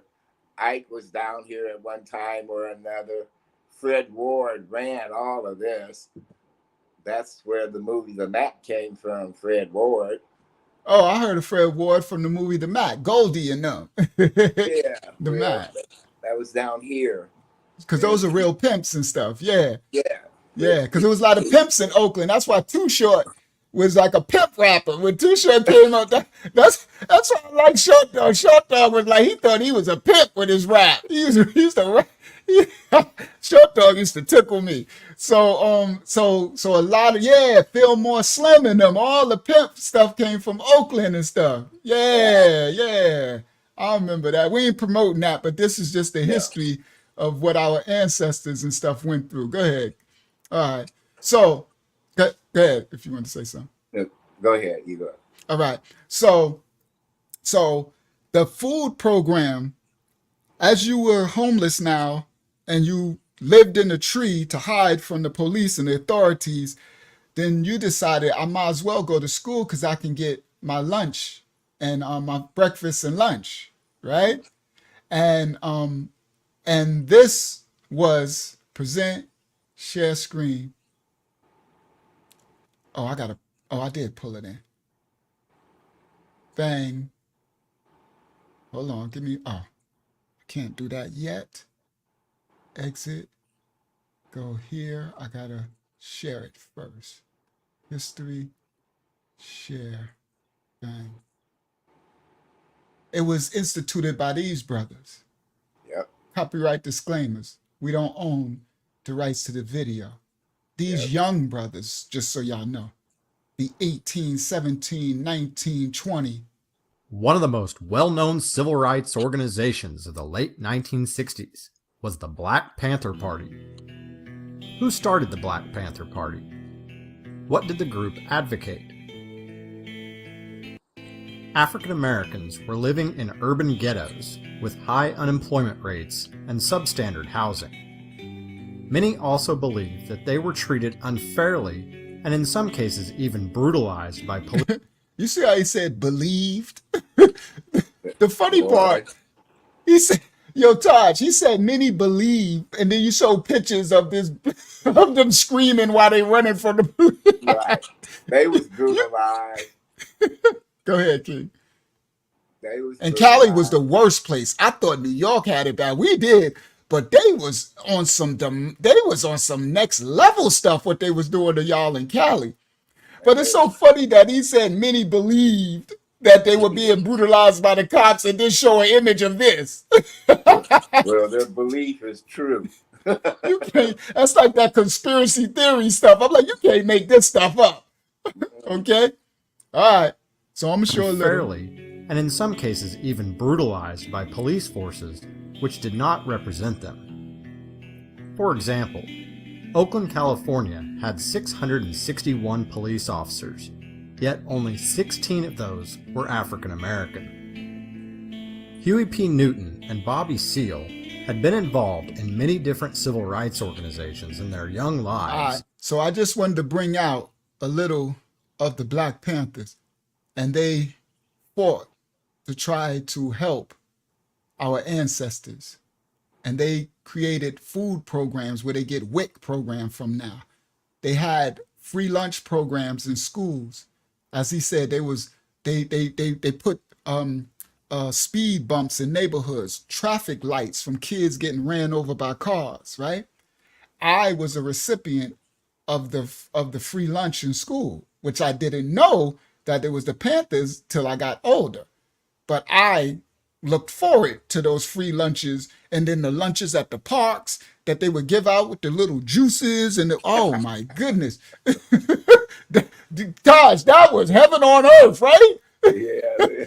Go go ahead, Elder. Let me let you. I just wanted to show that when the young elder was living in a tree, he was able to go to school and get free lunches and free breakfast because these brothers fought for that. All right? All right. So I managed to get some clothes from friends of mine. So I was still homeless.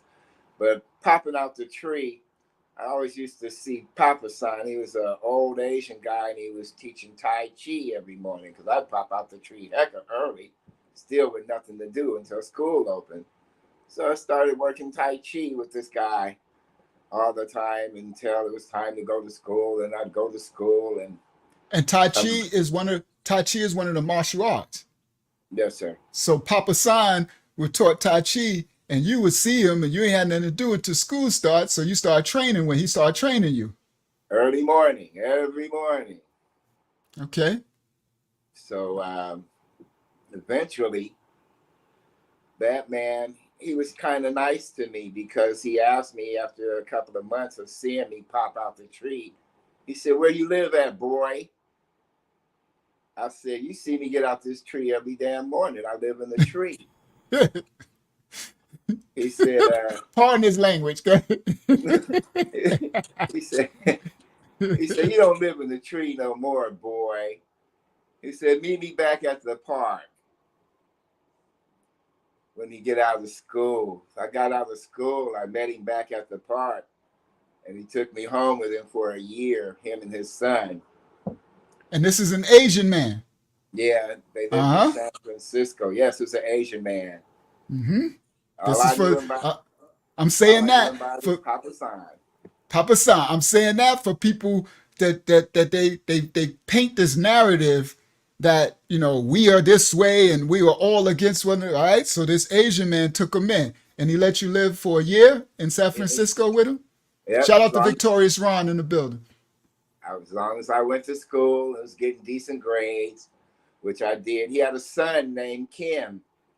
So he was teaching both me and his son martial arts after school, after cleaning up the restaurant, after cleaning up the house, after cleaning up the street in front of the restaurant. We had to train, and he was a really nice man. I couldn't believe somebody took me in like that. And then praise. It was Kim was a criminal element, and I still had criminal element in me. And okay, so his son Kim, he a young deviant. When we young, there's a criminal, there's sin in our heart, right? So Kim was into some stuff, and he was in the Asian gangs, and I honestly believe that it was him who shot up the restaurant at the Golden Dragon. Oh, I heard of that story. Okay. and Allegedly. and the guy they call Shrimp Boy, whatever, he was never nothing but a front man for any.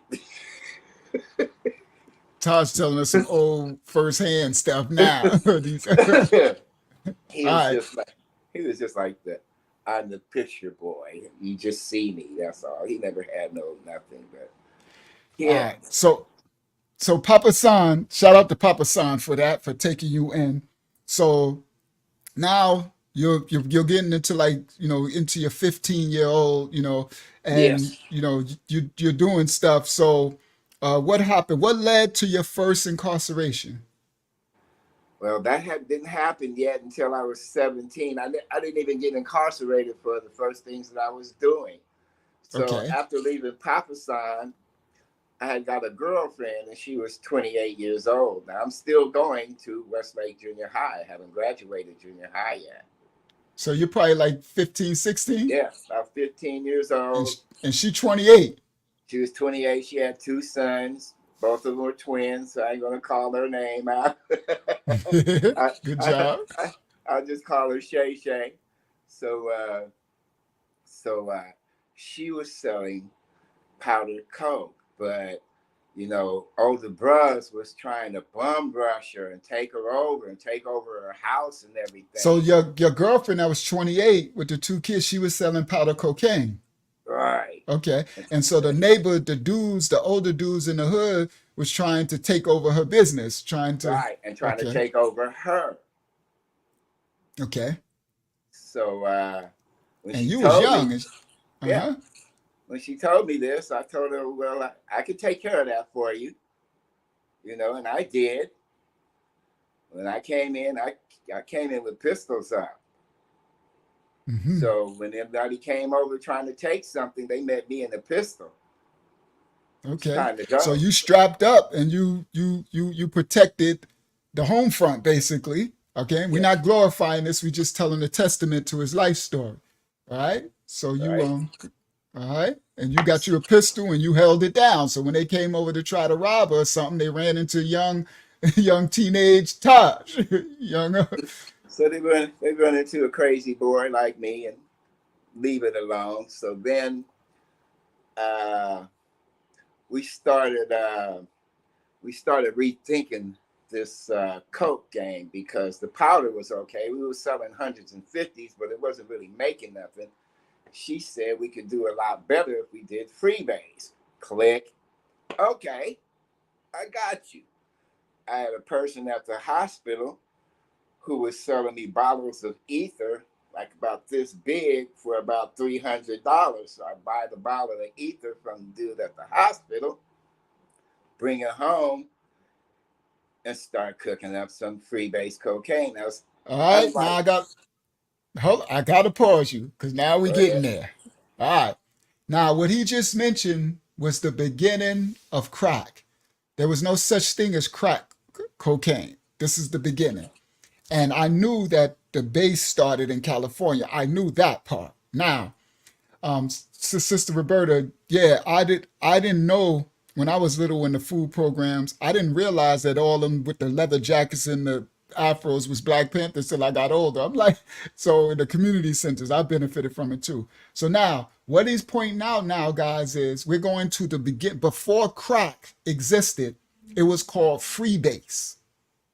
Before there was a such word as a crackhead, we called them base heads. Okay? That's why if you see Public Enemy got a song called Night of the Living Base Heads. Okay? Now, when crack first, before there was ever a word, it was freebase. And I was a young teenager coming up in it. Now, Taj is going back to the beginning of it. So he said his girlfriend, this 28-year-old, she was selling the coke, but now they had introduced the serpent seed, the beast, the devil, the Nephilim, the Masons, Freemasons, whatever you want to call the darkness, created a drug that was even worse than heroin. They wanted to create something. Heroin wasn't good enough to destroy. It destroyed us, but they wanted to exterminate us. Their job was to wipe the natural branch seed, the chosen seed from Abraham's line, lineage, that the Messiah, what they call Jesus, came through the fourth son of Jacob, Yasharal, Judah, through his lineage from King David and them, these scriptures. They wanted to annihilate them so that me right now and Taj couldn't be doing what we're doing now, especially in our ministry. Okay? Now, their job was to not, so they created this drug that would, that would literally be the devil, the adversary, the devil, the darkness itself in a form that can be ingested. It's like eating the devil himself or smoking them. Like literally, you talk about the decimate. It was literally the devil on earth. Now, what Taj is bringing out was this. Yes, this is about 78 or something around there. So what he's bringing out was his girlfriend said, well, we making money with this coke, but this new creation called free base, we can multiply this times 100. It's turning these people into monster zombies. Where the cocaine, they'll buy 20 of cocaine, or well, 50 of cocaine, or 100 of cocaine. A gram was about $100 back then, right? Yeah, you know, I know time. So they'll buy a gram. It'll last them all night, right? They be partying off that, sniffing and partying and drinking and smoking weed, reefer. It wasn't no exotic weed all night long and drinking. But this crack, this free base thing. Once they hit that, they got 5 minutes and they are back ready to sell you they mama. They back, they possessed. They come back and it's like, and they will keep coming back every 5 minutes until they have nothing else left to sell. Then they'll try to sell you themselves. They'll try to sell you their children. Then they'll go out and rob their mama and anybody else to and it won't stop. It'll be forever until they're zombie. Now this was free base. Now this free base, before they turned it into this crack, it was to be created, manufactured using ether, which is a toxic substance that would just blow up. Like it was flammable. It was, go ahead. Now you can do Go Taj. I just need to walk that down. Yeah. But you're right about the flammable, because that's how, excuse me, Rich, that's how Richard Pryor blew himself up, with the ether sitting on the table. See, the liquid don't burn, the fumes burn. And in him getting high, he had the bottle of ether sitting on the table, and he lit a torch, and it caught, it blew, and it exploded all through the house right where he was. So for those, he just told the story of Richard Pryor, the famous comedian. If you know his story, he freebased and blew himself up. Now they'll tell you that he lit himself on fire, but that's not what happened. Taj is telling you what happened. The ether being over there, the flames are very explosive. And when he went to light his crack pipe, the torch that he lit to light it ignited that ether sitting over there that he used to make the free base. They had to cook it with ether, and it blew him up. And that's how he got burnt up and almost burnt to death. So Taj, you said you knew someone that worked at a hospital and they had access to ether? Yeah, they were selling these ether bottles. They were selling ether bottles. Yeah, I'd buy a bottle of ether for about $300 or $400. I come home. It was an easy mix. You just put your little water in a little bottle. You put your drugs in the water. You took a little ether and you put it over that. You shook it up and you set it down. And when it all rested, you had a separation. You take out the separation, drop it on a plate. That was your drug. Everything else in the bottom was garbage.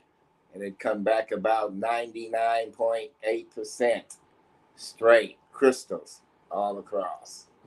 So that was base That before was free crack. base. That was freebase, and it was now he simplified the ether like like, but you could have blew up your whole house with the wrong, just not doing it correctly or something, right? But like he said, it kind of did it itself if you knew what you was doing and Right. had the heart to do it. It's kind of like these meth heads doing methamphetamines now. They could blow up the whole neighborhood if they don't do it. But he's saying that ether made it 98.9% pure, what you would call kind of crack, but base is a whole nother, it's just purer. It's what it was. It's in its base state. The base is the foundation. It's making it into its foundation state. All right. So now you got freebase. You're cooking, you're making the freebase. So now you're selling freebase. So did your business go up? Did y'all money go up in traffic? Oh yeah, the business went up. I mean, the business was fabulous. As a matter of fact, like you were saying about people selling stuff, we had a couple that used to come to us, and they always bought the 50.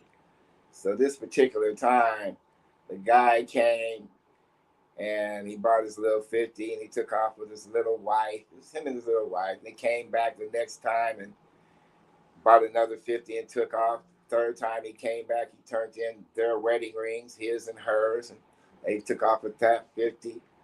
Next time he came back with him and his wife, they didn't have no money.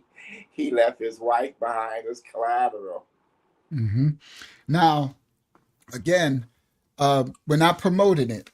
Again, so this is the darkness that destroyed, genocided our people. All right. And I sold crack and I sold cocaine as well and participated without the fullness of knowing what I was doing. Okay.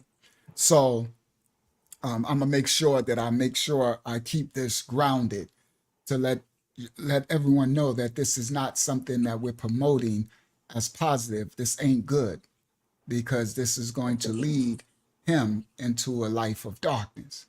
All right. Now, this, as I pointed out, his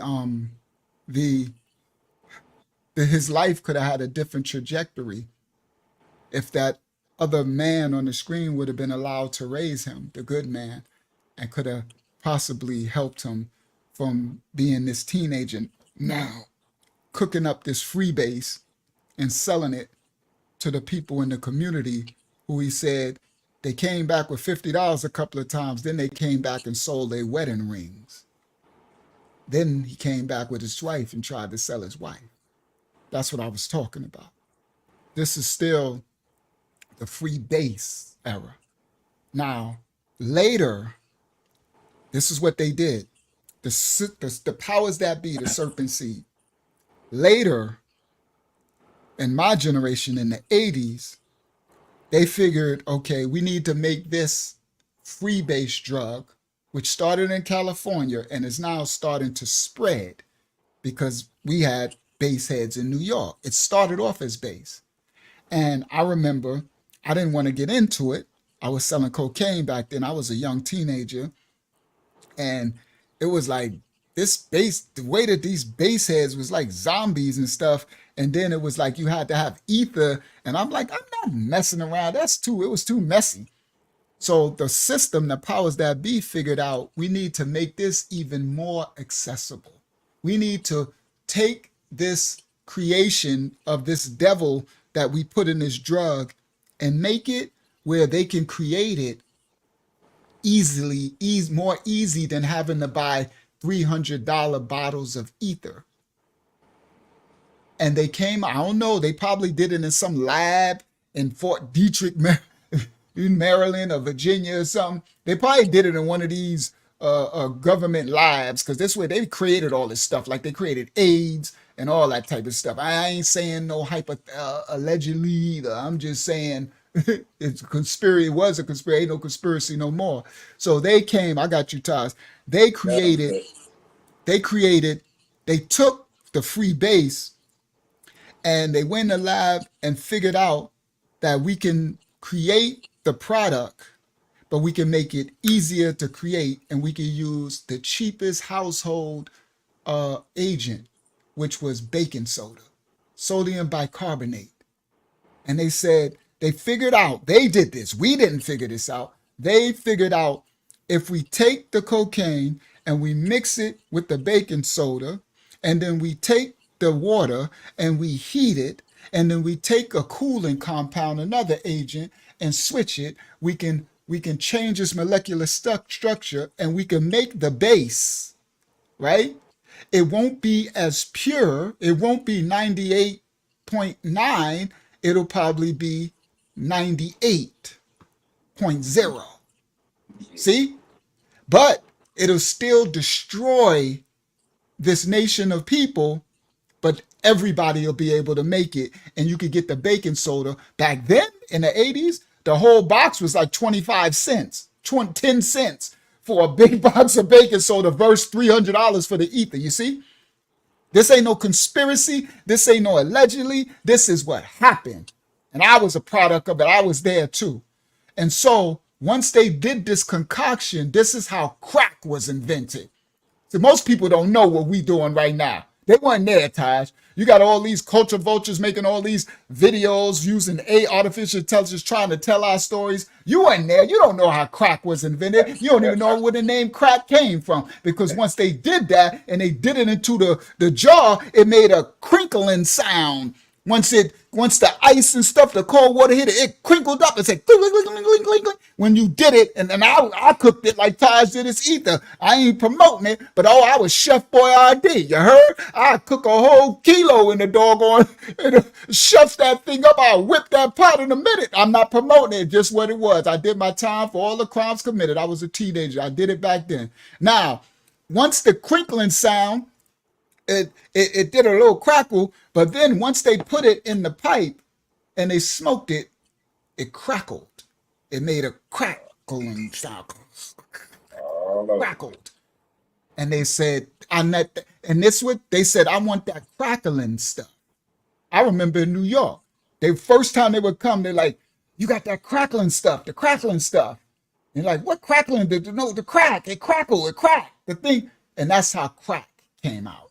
That's where the name came from. Y'all just got some real fruit tonight. That's how crack came about.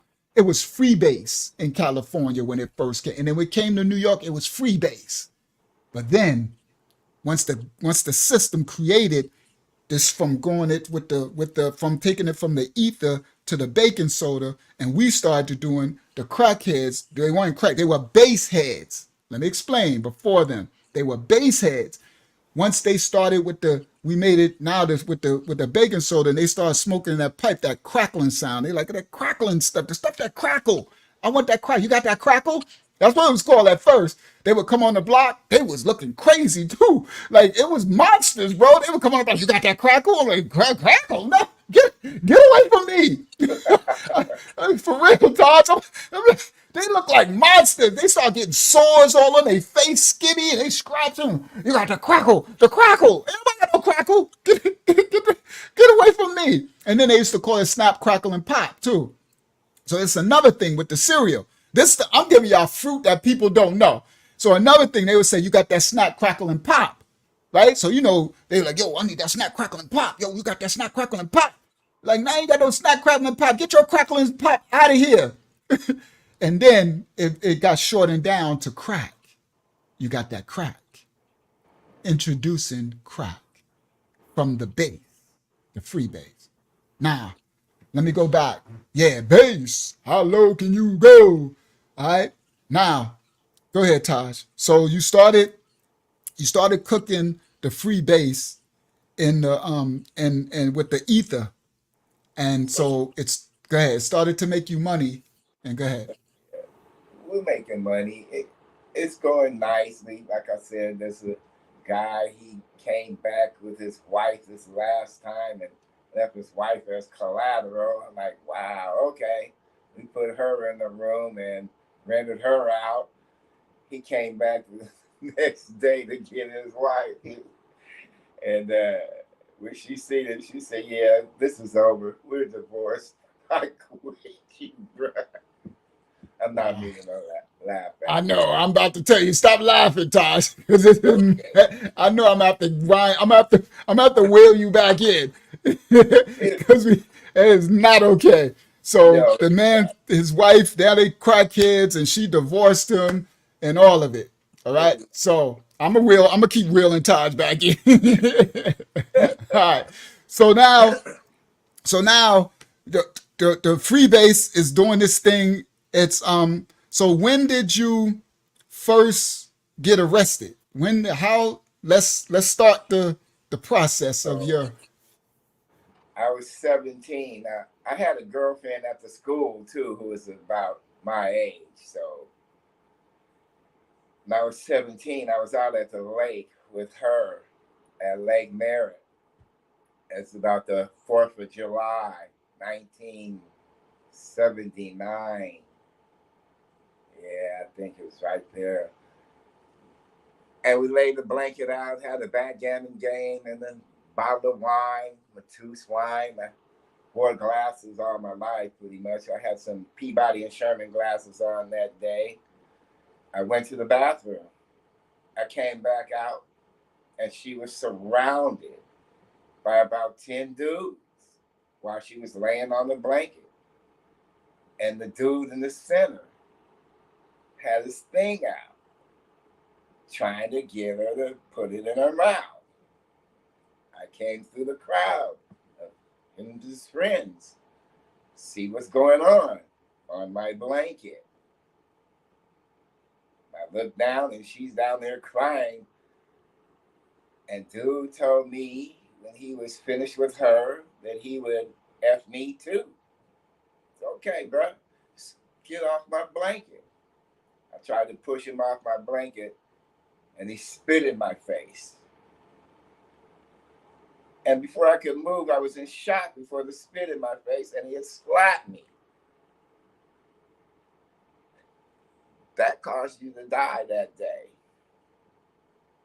I didn't even mention that in my younger age, when I was getting chased home, living in the Acorns, my Uncle Mitchell, he was like my father figure. He had put me in a martial arts school, so I've been dealing with that ever since. Now, fast forward up to getting my face spit in and slapped. I killed that man. I killed that man. His friends tried to kill me. let me bring it back, Elder. So you and your girlfriend, she was your age, doing a picnic. You went to use the bathroom, you come back, and it's a bunch of dudes, and they wanted to rape your girlfriend. And the dude had his penis out, trying to make her put it in his mouth. You told him to beat it, get away, and he said, I'm gonna grape you after I finish with her. And then he spit in your face, which is the ultimate disrespect. And then he smacked you, which is the second most ultimate disrespect. Okay? An open hand smack is worse than a closed hand. That's calling you an itch bag, right? So then he smacked you.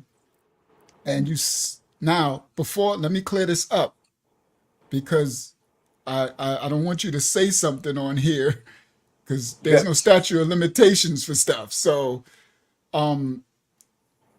did I don't want be careful what you say if there's any open cases or if you did time. Only say something if you did your time for something. I did my time on that. Okay, so all right, because this ain't Vlad TV, Elder. We not about to incriminate. I mean, you got me incriminate my elder. All right, so you actually took that man's life in that instance. He died a day later. So after he spit in your face and he smacked you, you went to what you do? You went to work on him? I did go to work. Every time he moved, I hit him in his heart. I bust that heart totally loose. Mm. I think his chest was about this big when I was done. And all of his friends, anybody that touched me, got something broke on him. Now, we were right next to the ranger station. I mean, the ranger station was like 5 steps away because that's where the bathroom was. When I realized what had happened, I ran. Mm-hmm. He died a day or so later. I went to jail a day or so later. And the first charge was murder one and 9 counts of mayhem. And my star witness was the girl who I was protecting. That was the star witness against me. Against you? Yeah. So the system used her to go against you. They used to do that a lot. Yeah. So she told them that he knew what he was doing and he meant to kill him. You know, so they were coming to get me after that. When I got my first charge, I went back to the bullpen from the court, and I just started crying. You got to remember, I'm 17 years old. I don't know nothing about 28 years to life. And I'm bawling in the bullpen, and I hear this heavy voice, "Bruh, what's wrong?" I told him what was wrong. He said, "Boy, if you don't shut up." So this, sorry, Todd. So this right here, guys, is the picture of him at 17. Yes. This is the actual picture of when this all happened.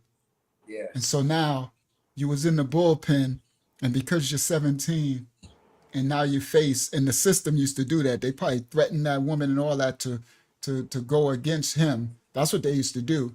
And of course she's gonna do it. And now he said he was in the bullpen and he was crying and he heard a voice, and the voice said, "If you don't shut that crying up," go ahead, continue. And it was a big brother in the corner. And the brother said, "I just took life without." He said, "What happened to you?" I said, "They offered me 28 to life." His boy, "I will beat you to death up in here." So you was crying. You told him, you said they offered you 28 years to life. Right. But And he said he took his, right? So the older big dude, which is looking out for him, said, "If you don't stop crying out, I'm gonna beat you. I'm gonna beat you into 28 years."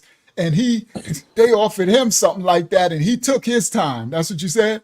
Right. He took his time. So he was really upset with me, enough to hurt me. He was a big guy, you know, really big guy. This wasn't his first rodeo there.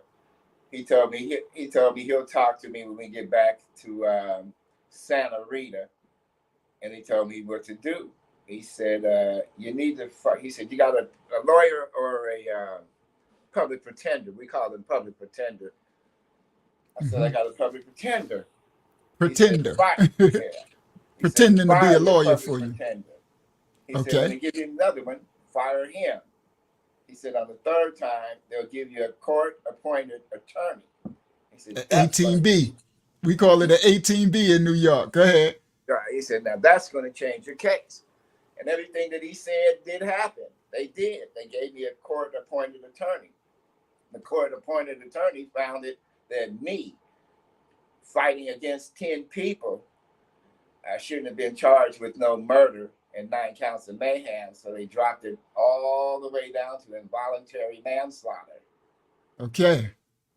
And 5 All right. years, and I jumped on it. All right, hold on. Let me walk that back down. Now, the first of all, that I'm seeing the Most High working on your behalf through this whole time story. From Papa San to all these different things, I'm seeing the Most High's hand over you through this whole thing. Now, this big dude was another blessing. And he told him something that's a very key. He said, when they send you this public defender, public pretender, fire him. When they send you another one, fire him again.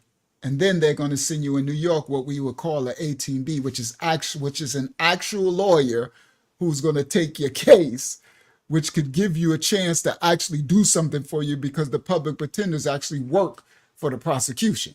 So they're there to just hand you over, right? So that was another gift from the Most High. because y'all are right. It should have been self-defense.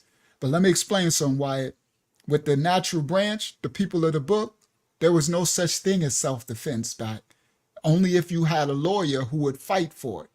We got railroaded for things that we ain't did the crime, period, more or less self-defense, and got life in prison, electric chair for made up stuff. So it was a whole, for another nation of people, it'd be easy self-defense. Nah, not with us. So the Most High blessed you, as I know you know now, for that older brother to give you that wisdom. And so now you got the what we call an 18B. You got this this lawyer, and he actually lowered your sentence down to manslaughter and gave with a 5-year offer. And you jumped on that, which was smart. Most people like, you could fight. No. See, when you black, it's a whole right. He black, he young, he ain't got no money. No. That was wise decision right there. So you jumped on the 5 years. You took the 5 years? Jumped on the 5 years. I took that. So that means you're gonna be a 17-year-old going to prison. Yes. In the 70s. So this is about 78 or something now. Or something. Here's the funny part. They were supposed to take me to YA by all means, right? Mm-hmm. But Duke Mason, Hold on. Attorney General. Pause. You're right. So this is before they made it the 18-year-old and before they had the new laws of 15-year-old could be charged as an adult. So he's still young. He's not even an adult yet. He's 17. So you're right. He's supposed to be going to the youth authority. All right, go ahead. Continue. So the Attorney General, I think that was the one, Duke Mason at the time, brought into law, do adult crime, do adult time. And then I was the first person on that ticket. Wow. So in the state of California, they made a law called doing adult crime, doing adult time. Because I know I was in New York was a whole different thing.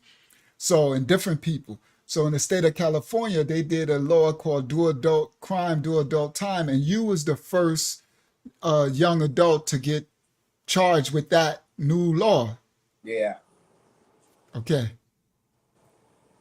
Yes, Wyatt, it's okay. You could be mad at the injustice. It's a whole lifetime of injustice. You'll be really mad if I keep going when I go through these other case story histories. All right, so instead of them taking you to the YA, now you're going to an actual adult prison at 17. So what happened was they took me to the county jail, which was called Santa Rita. And in Santa Rita, there was a place in Santa Rita called Big Greystone. Big Greystone was a mini maximum penitentiary inside of a county jail to help you get ready for the transition over to the penitentiary. Mm-hmm. So when I got out of court, they took me to Big Greystone, where I was held until I turned 18. So remember, Okay. I'm 17 now. Mm-hmm. They held me there at Big Greystone in the mini maximum penitentiary facility, built to teach the people, I guess, how to deal in the penitentiary when you get there. That's Okay, pretty much what it was. to prepare you for the jungle. Yes. Basically. I'll be right back. Okay. So they sent you a pre-jungle they sent him to a pre-jungle to prepare him for the jungle. All right. Now I want y'all to point out, I'm going to point this out to you because I know this because I read when I was when I was first locked up. My first bid was really big, a long bid was 1992. I had the library. So I read the books called Iceberg Slim. I read the books by Donald Goines. I had the whole library. And I read about the prison system, not just New York, the prison system in America in the 60s and the 70s. And oh my, bro, I'm like, that thing was like, I'm glad I'm in jail now in the 1990s, reading about what they was doing to the prisoners and their conditions. Oh my goodness, bro. It's the most brutalizing stuff. I couldn't even, oh my goodness. So I have a soft spot in my heart for anybody that was in prison in any prison system in the United States. I can only speak for the United States because I know other countries got crazy stuff too. Um, in the 70s and in the 60s and then oh my goodness, and then even in the 80s it went up into, once it get into the 90s they started to make these new maximum security prisons, and they started to update stuff and start getting cameras and just other things. It didn't get, it's not, it got better for in certain instincts but worse in others. But it was it was barbaric in the 70s. It was crazy.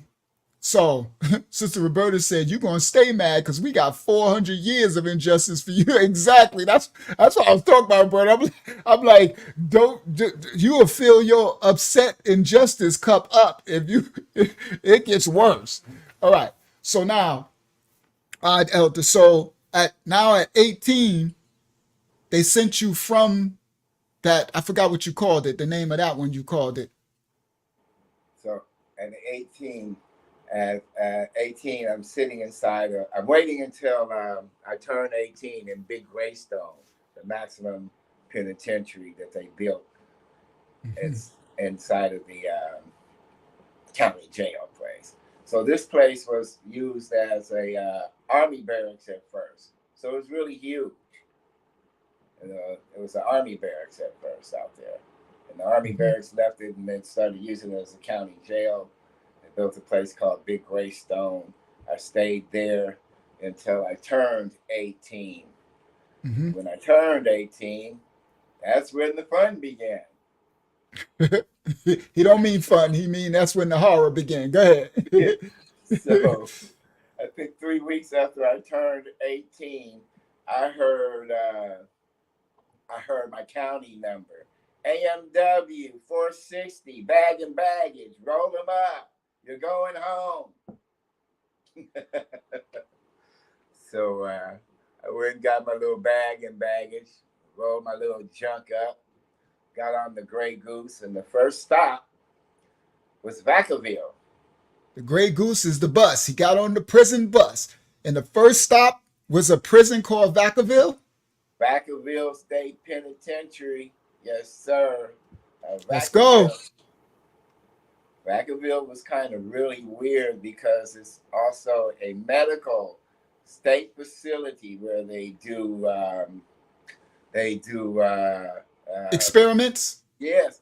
You see, when I first got to Vacaville, they had a big long table where they told all the inmates, take this paper, read this paper, and sign it. Well, while I was reading it, I guess I wasn't reading fast enough, so I got slapped upside the head with the flashlight. Batteries went over everywhere because I wasn't going fast enough. But I read on that piece of paper that you are no longer your property. You are now state's property. That means you do not belong to you no more. You belong to the state.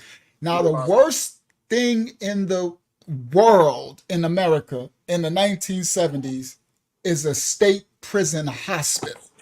This is where they experiment. That's where the lobotomies and stuff come. Oh my, because I did a video on our ministry about Pilgrim State. You remember that? That's a state hospital. Okay, so they took you to a state prison hospital? Vacaville? Yes, it was where they did their receiving and sending out. They receive you there, classify you there, and figure out where they were going to send you to. So in New York's prison system, we got that. It's called downstate. We call it receiving. So that's their receiving, and they classify you, and that's where they're going to send you out. So how long did you stay there? I think I was there almost, let's see, I was 18. I wasn't 19 when I left yet, so I was still 18 when I left. A lot of things happened in a matter of months. I might have been there about 7 months, I think, something like that, because I learned a lot in Vacaville. One, I thought Vacaville was a co-ed state penitentiary because when you walk down the main line, you seen some things that look like girls. I mean, they halter tops, shorts, these little tennis shoes. I mean, you were like, whoa, is this co-ed? So I was walking with my homie on my first day down the main line, and I walked by and I saw this one, and it's one they call Teardrop, little Latino guy, about 5'1". And I was like, oh, this is co-ed. Hey, this might be kind of fun anyway. My big homie slapped me upside the head. Ain't nothing in here a woman, bruh. So I don't want to hear that come out your mouth again, bruh. I'm going to hurt you, dude. He said, this ain't co-ed nothing. He said, everything in here is handmade. So, it's all men. Yeah. Okay. And handmade. So before trans operations were being popular, they were doing it back then to take sentence off your time in Vacaville. So they hold the presses. Hold on. So they were that's what you said, man-made. So they were experimenting with the men for this later thing that they're going to be doing now with all this. So they were experimenting with the prisoners, how to make non-male and female creatures, basically. Wow. Yeah, they made a lot of them in there to see. A lot of dudes wanted to trade their time. You know, there was a lot of dudes in there with like triple life sentences. So So hold on. So they were lowering your sentence? Yes. If you let them experiment on you with this agenda. Wow.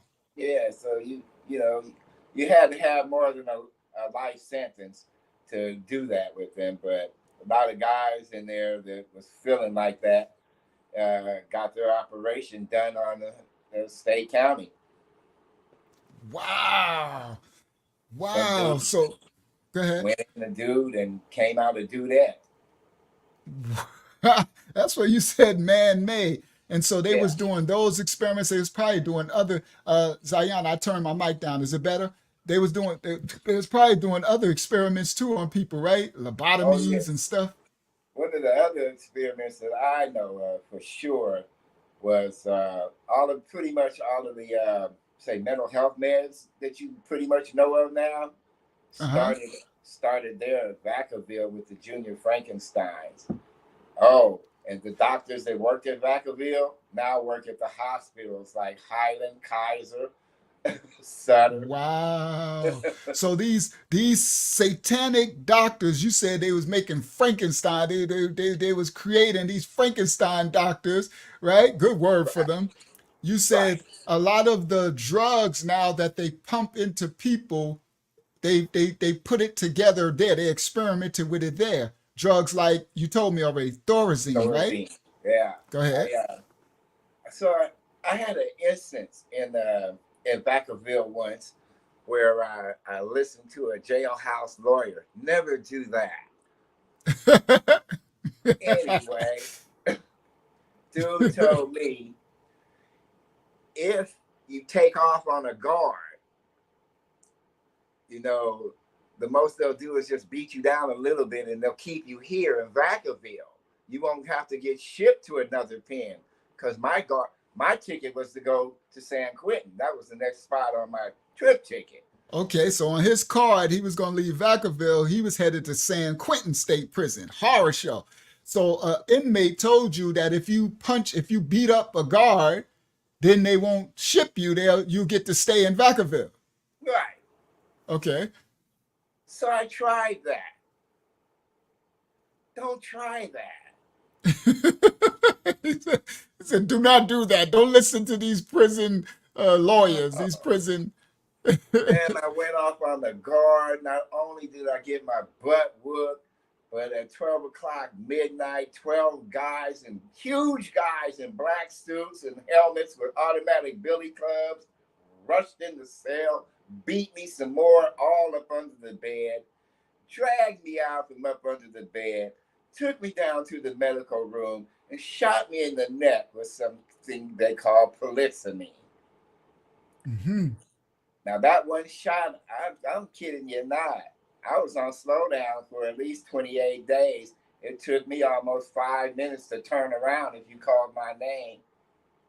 Okay, so they beat you mercilessly, then took you in the medical room and shot you. Yeah, the turtle shot you with some drug called permethrin or whatever that is, whatever you said, permissamine. Sorry, I know I ain't saying that right, but and you said it put you on slow down. Me to slow down all your functions. He said if someone call your name, it'll take you 5 minutes to turn around and answer them. Man, Wow. it was a good thing that I had some good homeboys watching out for me because you could have got taken advantage of. Exactly. Facts, because you can't react to stuff anymore. No, So wow. I've seen a couple of brothers that had that same shot that got worked over. They couldn't do nothing. So you witnessed some brothers get that shot who can't defend themselves and got raped because of it, because they couldn't Yeah, defend themselves. they got Because raped it's on a daily basis because I mean you were slowed down for almost 30 days to 28 days. oh my goodness, bro. Oh, that's horrible, bro. And and now they got these drugs that they probably made from it, which slows out, they call it ADHD, right? Slow Right. the kids down and it capacitate them. But again, you're telling us the foundation started in these prison hospitals. These, all Exactly. right? Oh my goodness. So they I'm glad you had the Most High covering you to send you people that could protect you when they had you in the slowdown on that slowdown drug. So Oh they drugged man. you with that and you was like messed up for like 30 days. About 30 days, almost 28 days, 28 to 30 days. Afterwards, it started wearing off. And then I could start back going to the weight pile, lifting little weights, walk the yard a little bit until I got my faculties back. But yeah, it was like 30 days. So after that, now because that inmate told you that if you did that, you would get to stay in Vacaville. So were you able to just stay in Vacaville? No, man, they still shipped me off to Quentin. Like, boy, So after you did all that for nothing, you practically got killed, and they still shipped you off to San Quentin. right. Man, that was crazy. So I guess that was probably about another month after I had taken that shot from them that I found myself on another gray goose on my way to SQ. And Okay. I'm still 18, but I'm about to turn 19 because I remember turning 19 in Quentin. But Quentin was a weird place because they stayed on lockdown like all the time. As soon as Okay. I, So let me walk it to San Quentin. all So right, you told me something earlier that I guess that was the tour of duty where yeah, you went to Vacaville, you went to the other place. So they send you on a tour, you call it a tour of duty, send you right. to these other places before they send you to your main prison where you're going. And your main prison on your card was San Quentin. No, that wasn't my main prison. That's part of the Okay. tour of duty. Oh, that's part of the tour of duty. Okay. All right. That's what, all right. So I now call you it the starting tour your of tour of duty duty, I guess. because I went from San Quentin to Tracy. Tracy was gladiator school. All right, so we're gonna go there. Oh, let me get back to San Quentin. So now they send you to San Quentin, the big SQ, and you get to San Quentin as like a 17, 18-year old, or however you old. And Right. was it what was it like? It was what was going on? So uh, when I when you get off the bus at SQ, you're strapped to the man next to you, and as you get off, you're given instructions by the guards. And this little chick, she says, we work for CDC, but we don't do what CDC tell us to do. We run this. CDC don't run this. We just work for them.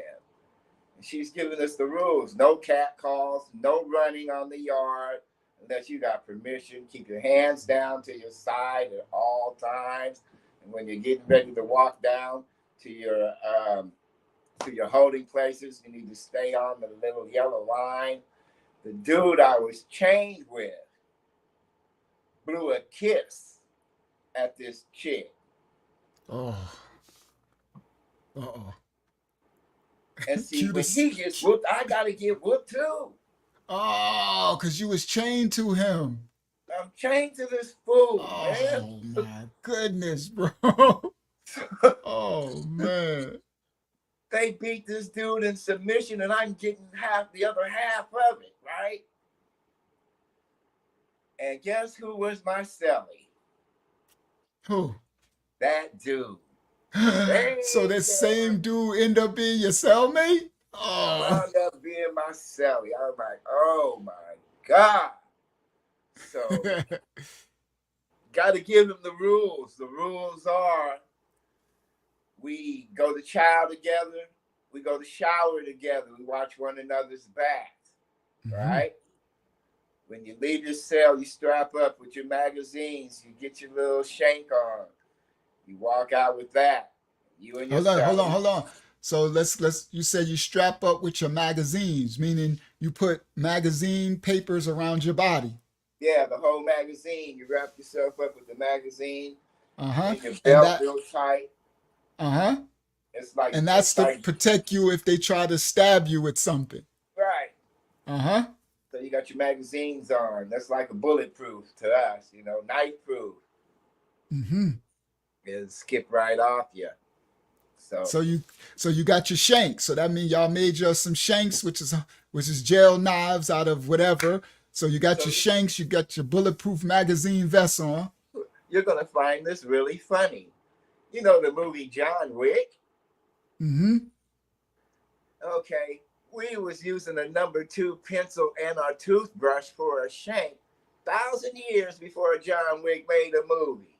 That's where they got it from y'all. I mean, they took the pencils away from us because of that. And people was getting hit with pencils and having lead poisoning. So okay. So you trained. Mine was the number 2 pencil and the toothbrush. You took the other end of the toothbrush, you sharpened it to a point, and you just turned it back up and put it back in your pocket. So you trained your cellie that both of y'all go to shower together, go to rec together, go to everything so you can watch each other's back. Be strapped up with your magazine and got your shank. All right. So you were in San Quentin. Did you witness any horrific things in there? Yeah, just the one thing, because I didn't get a chance to stay there that long because we stayed on lockdown so long. But the one thing that did happen, well, actually 2. Yeah, 2 things. First thing that happened was I told my cellie one morning, get up, we're going to chow. He said he didn't want to go to chow. I don't care, get up. You don't want to go to chow, give me your food. I'll eat it. Don't trip.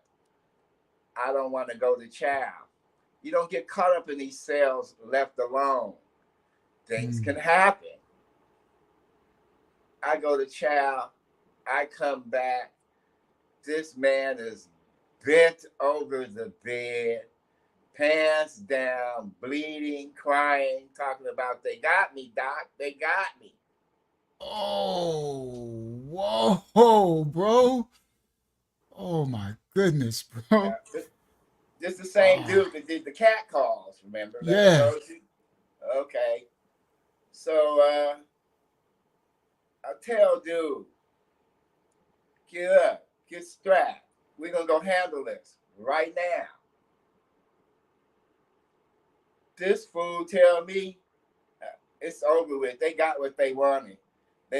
It's over. It's okay. Oh. I started hollering, man down, man down. You better come pick this fool out my cell.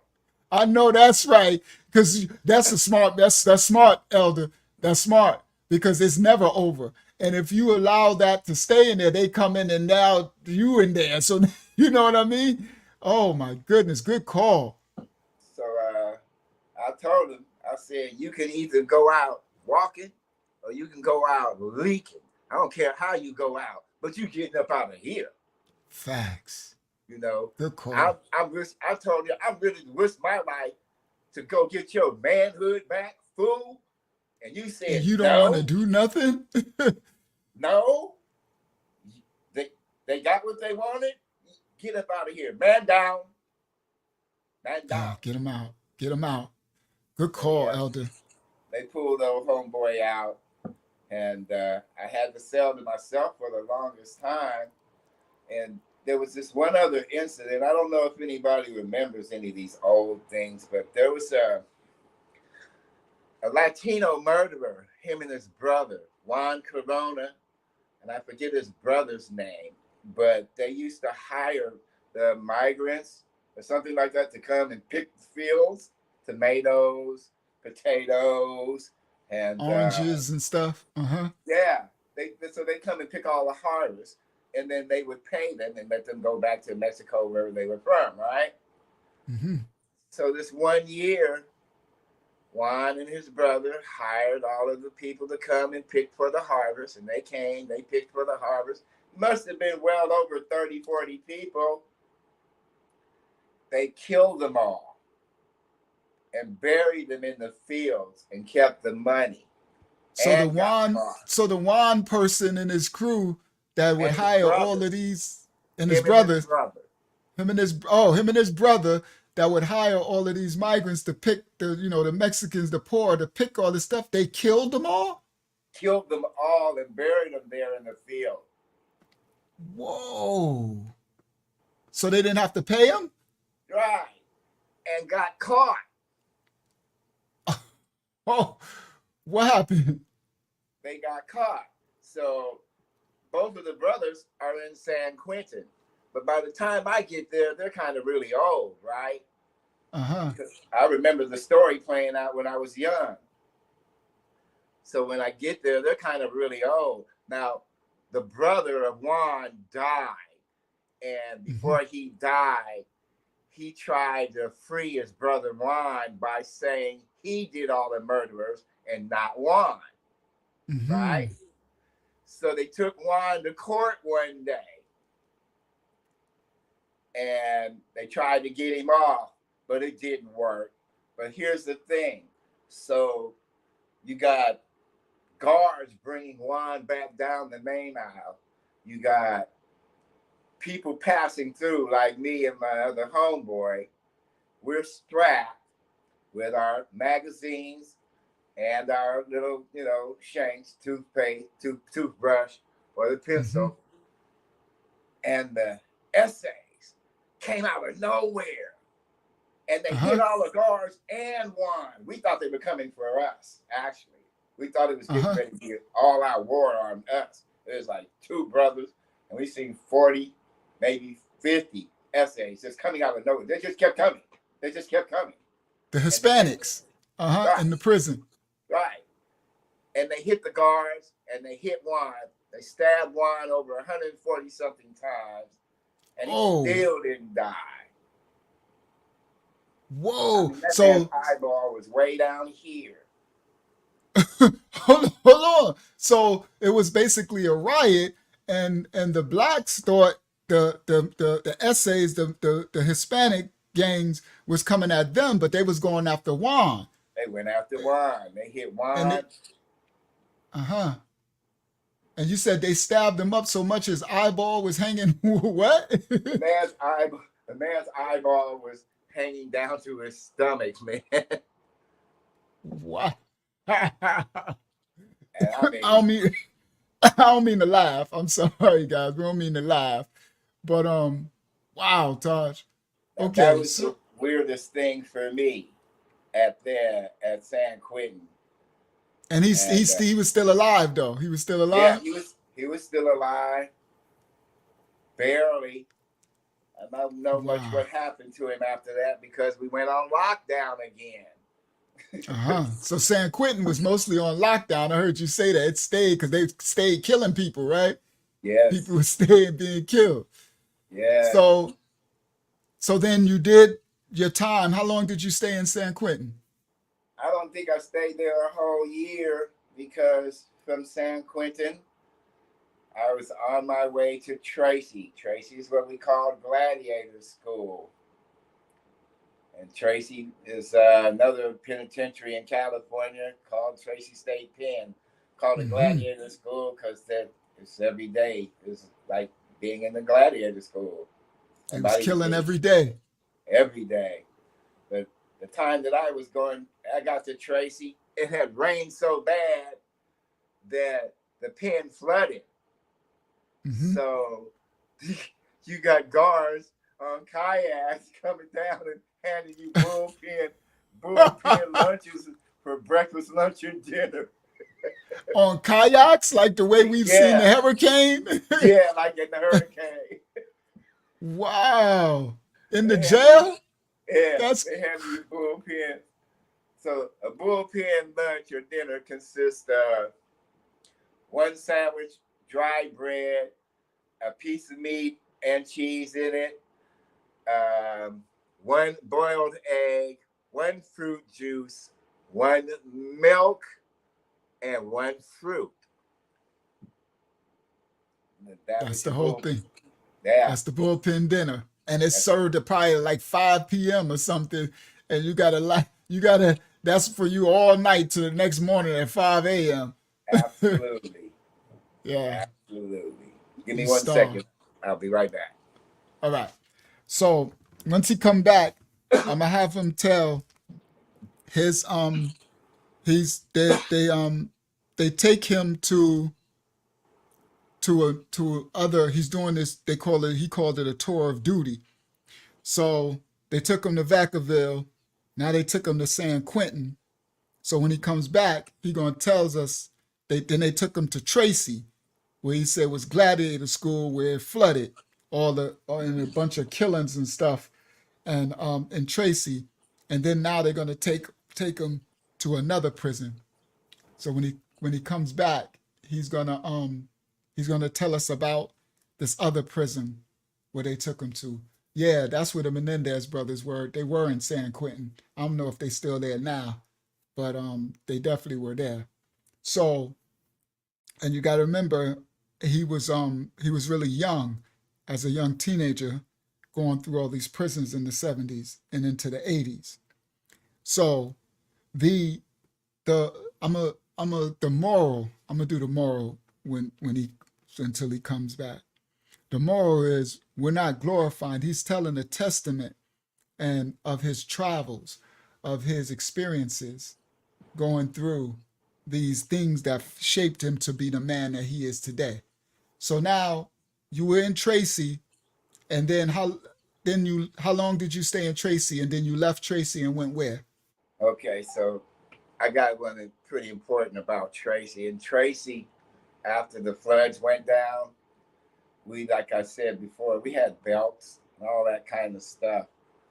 But a lot of brothers were hanging themselves left and right with their Mm. belts.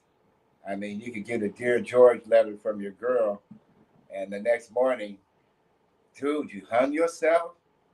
So there was a lot of self suicides with the belts at the time that I was at Tracy.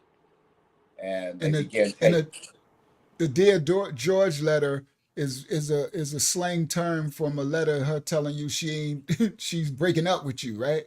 correct. So Okay.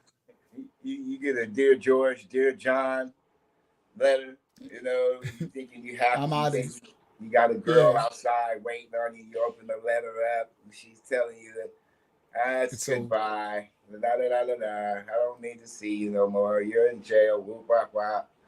So you decide to go kill yourself. I've seen it mm, happen quite a few times. A lot of close friends of mine that I thought would never do that hung themselves with their belts. So they took pencils away from the pen. We used to have aerosol spray. They took the aerosol spray. They took the lighters because we were torching one another. I figured that with the aerosol spray and the lighter, that's a torch. Oh, I used to sit on the toilet with my aerosol spray and my lighter. You open my door if you want to.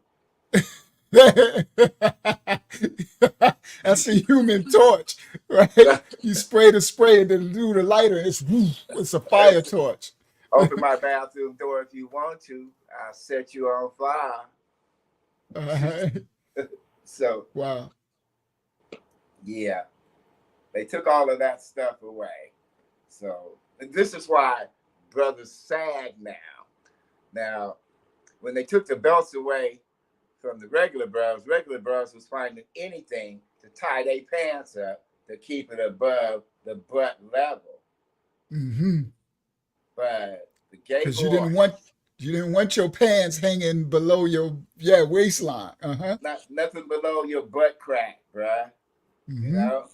But the gay boys, they liked that because it was free advertisement for them. Mm-hmm. Now you fast forward to out here to today, and you see all these hardcore brothers sagging.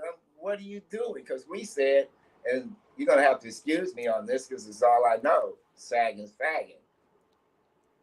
Right, because it come from prison. That's what I know. That's what I tried to tell. I told my son when he did. I'm like, bro, I don't care what they trying to make it. The foundation mean that you are open. That means it's for sale. That meant it's an advertisement that here, this is for sale. You can, right? This is yeah. So it's like, I'm sorry that y'all trying to make this cool. You can't make it cool for me. I don't care what you say. I mean, I was right there when we had belts and when we didn't. I was there when the sagging started.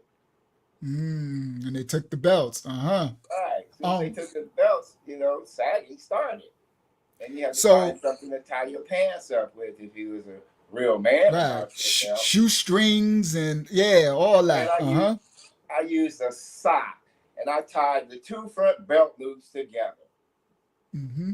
Facts. And that made a two front loop belt for me. So it was whatever you got to do to keep your pants up over your butt. Right? Exactly. Right. No advertisement. Now, I want to point. Oh, go ahead. No, you go ahead. I want to point out something. Sister Roberta said, I remember one year when I worked in the medical part of the Department of Corrections, they sent a young male who was barely 18, and he was there allegedly because there was no room in the youth detention. I was shocked and he was scared out of his wits. I know he did the crime, but my heart did feel for him. Yeah, it's no joke. Now, that's the start of sagging. Yep. Now, Elder, when you got arrested, they gave you a C number. And all right. And right now, I know from New York State Prison, we had CC numbers, right? Now, you told me that I think over in California, they all the way down to like a ZZZ numbers or something. Right. They're in the triple alphabets right about now. So they're in triple, so not CC, so it's CCC or Z or AAA or so. Oh, okay. Right. So when I came in the 90s, we had CC number. I never thought of this. So you had an original C number. Correct. And your C number, I put the wrong one on purpose on here because I didn't want nobody to have his C number. So his C number, all right, you know me, Taj, I'm gonna protect my elder because that's an identification. So his C number is C. It's 5. It's what y'all see on the screen, but that's not the full of it. Okay? So C5600 with another digit after it. So now, that's his C number. Now this C number, now we had CC. Now they into triple digits. You told me a story that you got pulled over in the world from a cop. Can you tell that story? So I'm thinking I got this right again. I used to live around on the other side of Lake Merritt, and I was going to my cosmetology class at that time. And every day when I come home, I get pulled over by these two cops all the time.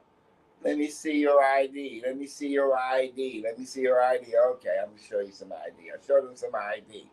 One cop says, "Well, what's your number?" Because all black people got a number. I said C56005. He says, "What's that?" I said, "Man, how old are you?" He said, "About 25. I said, "Well, shit, you ain't been a cop long enough to not, if you don't recognize a C number." I said, "That's a penitentiary number. How are you a cop and you don't know what this number is?" He punched it in the computer. He couldn't even pull it up. Wow. But So, go ahead. the C, okay, so that's the first C. That means I was first in my number.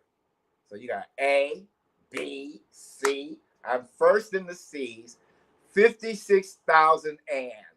So I'm the 56,000 prisoner With the number C, with the letter C with of the the letter C C. class.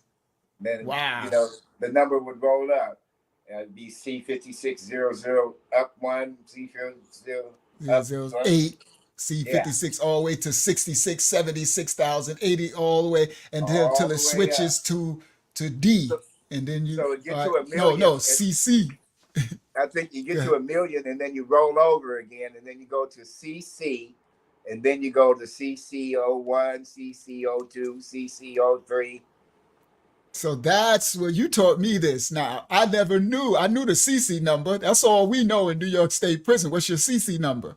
But I didn't realize that there was a regular, before the CC, there was a regular C, and then there was a B before that, and then There's a a B. whole alphabet. It started out A numbers. Wow. Then it went to B numbers. Then it went to the C's. Then it went to the D's.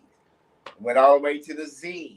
And then after you finish with the Z's, it rolls back over to the A, and you get a double A.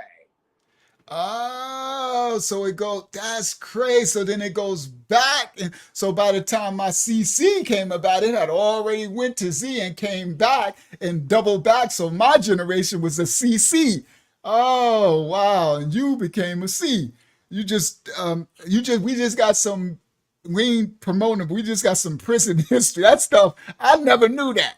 Because I know in New York State prison, my generation, it's about the CC number. All right.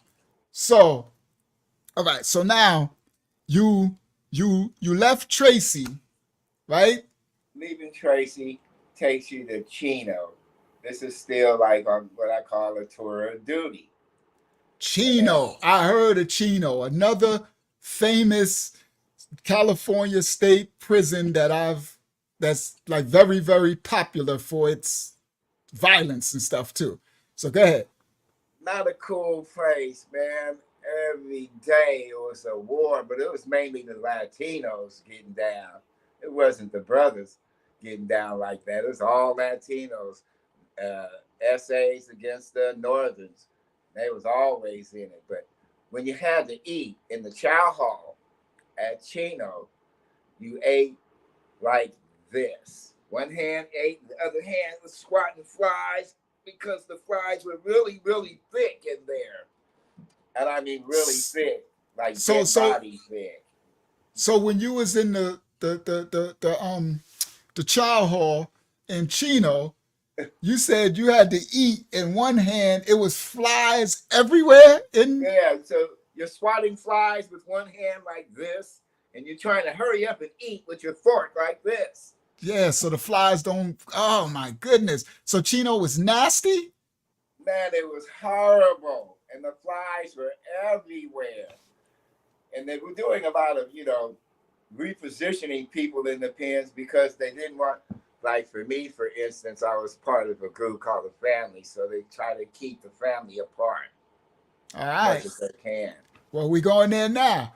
So I know about. Now you're going to bring me some more understanding as much as you can, not to implicate nothing. But there was in prison, especially back then, in the 70s and the 80s, there was, and it was also in New York State prison, but all through the United States, in federal prison too, there was gangs. So you heard the Northerners, you had the essays, the Mexican Mafia, and all these gangs. But there was a gang called the Black Gorilla Family, right? I've heard of the Black Gorilla Family, the BGF. And you said back then they was at time. What was the original name? What was The original name was just the family. 415. 415 family. That was our area code. okay? So the 415 originally was the family, which later became the Black Gorilla Family, the BGF. I know about that because I know about prison history. All right. So now, did you so you well, you did your time for all your crimes committed. Okay? Like I say on this story, he's telling his past trials and tribulations. He's an elder and he's explaining his testimony of how he became a civilian today. He's civilized and he's following the laws of the land that he's in. He's giving Caesar what's Caesar. He's a man of the Most High, part of Mashiach Assembly Ministries, and we administer the word of the Most High to people all over the world. And that's why we're doing this testimony, so that he can show and prove that all the things that he went through, he can still come out the other side and repent for his actions and still live a righteous life and try to help others. So that means any of us can change. If Elder could change what we went through and I can change, everybody can change. That's what this testimony is for. All right. And he did his time for any crimes committed. So during that time, you were a part of the Black Gorilla Family, the BGF, the family? Yes. Okay. Yeah. And so in Chino, so you said they were big in Chino or something? Or Well, we wasn't doing that much fighting out in Chino and all of that, because it was mostly the essays and the northern Latinos. So they was fighting each other. Oh, okay. Okay. You know, but what they like to do in the system is separate the family, especially if they knew that you were a part of the family member, you know. So you know how the say the whites have the cross skulls, the lightning bolts, and the swastika signs. Yeah, for the Aryan Brotherhood and all that. Yeah, they have swastikas and lightning bolts and Latinos, they wore the teardrops under their eyes to show how many people they killed. Well, we had a dragon. We had a dragon. That was our tattoo. So the Black Gorilla Family, the family's logo tattoo was a dragon. Yeah. Okay. Pretty much. All right. And did they have a representation of the levels? I think you told me something about scales. Well, the scales tell you how many riots you was in, and the dragon itself could tell you if you was on top of something, if you shot caller or not. Oh, okay. So how many scales would tell you you've been in a bunch of riots, mean you put in a lot of work in different prisons, so you have scales on your dragon, on your tattoo. They tell you how many race riots you've been in, and if how many people you took with that riot. That's the scale. Wow. Okay, so the scale is how many bodies that you took in that riot and stuff, right? Yeah, Again, we're not. I got quite a few scales. I'll just say that.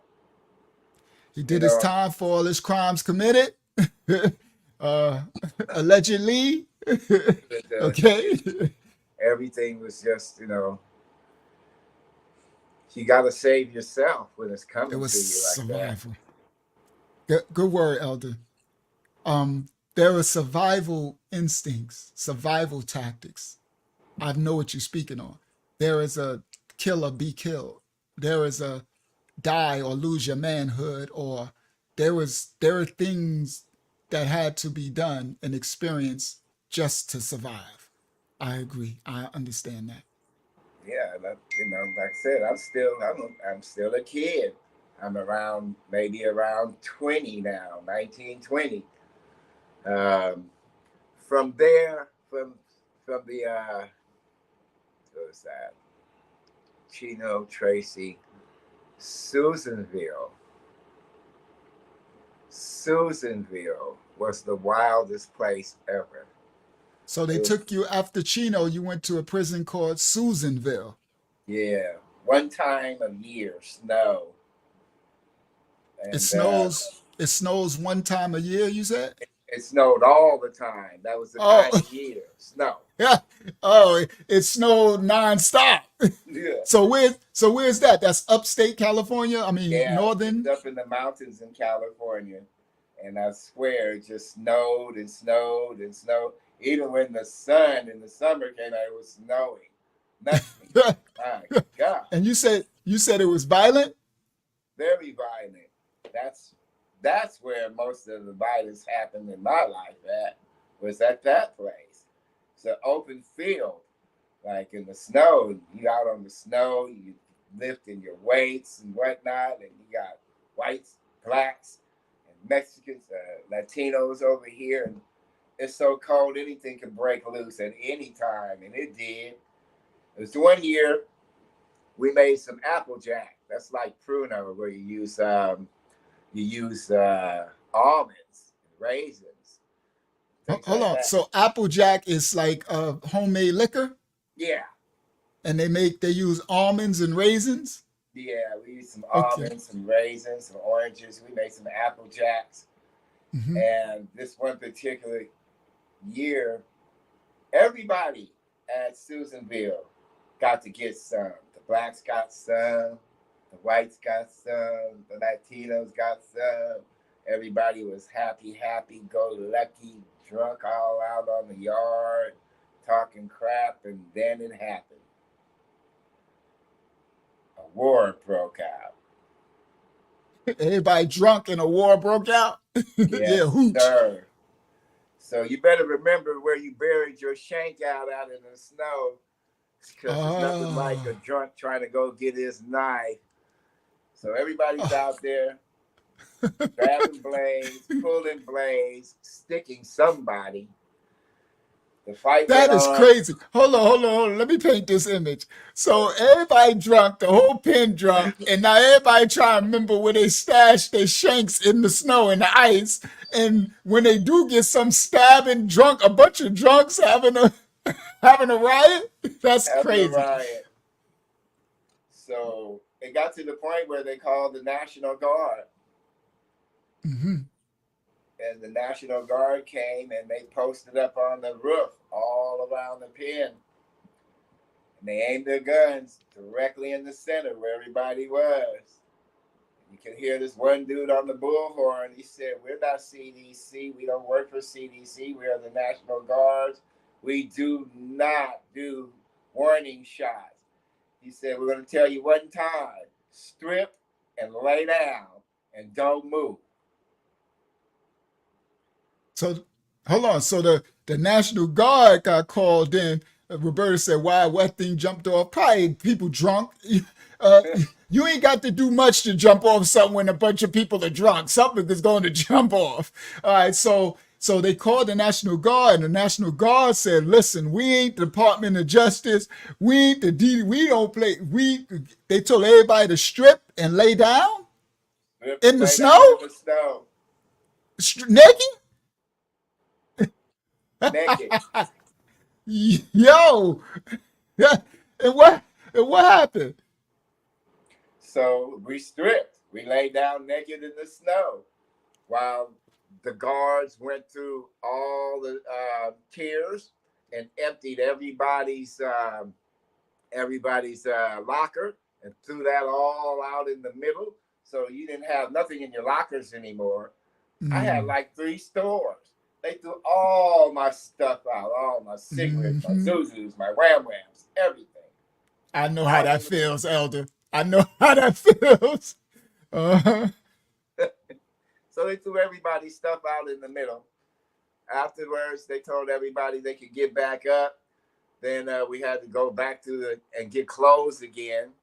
So everybody you got clothes again like you were just coming into the penitentiary. You got starting from scratch, bro. It's the Right. worst thing in the world. And that's going to cause, Sister Roberta, more problems in the prison. When everybody gets rewinded back to scratch, those who had a surplus, like Todd said, like me I had surplus library, books, I had everything.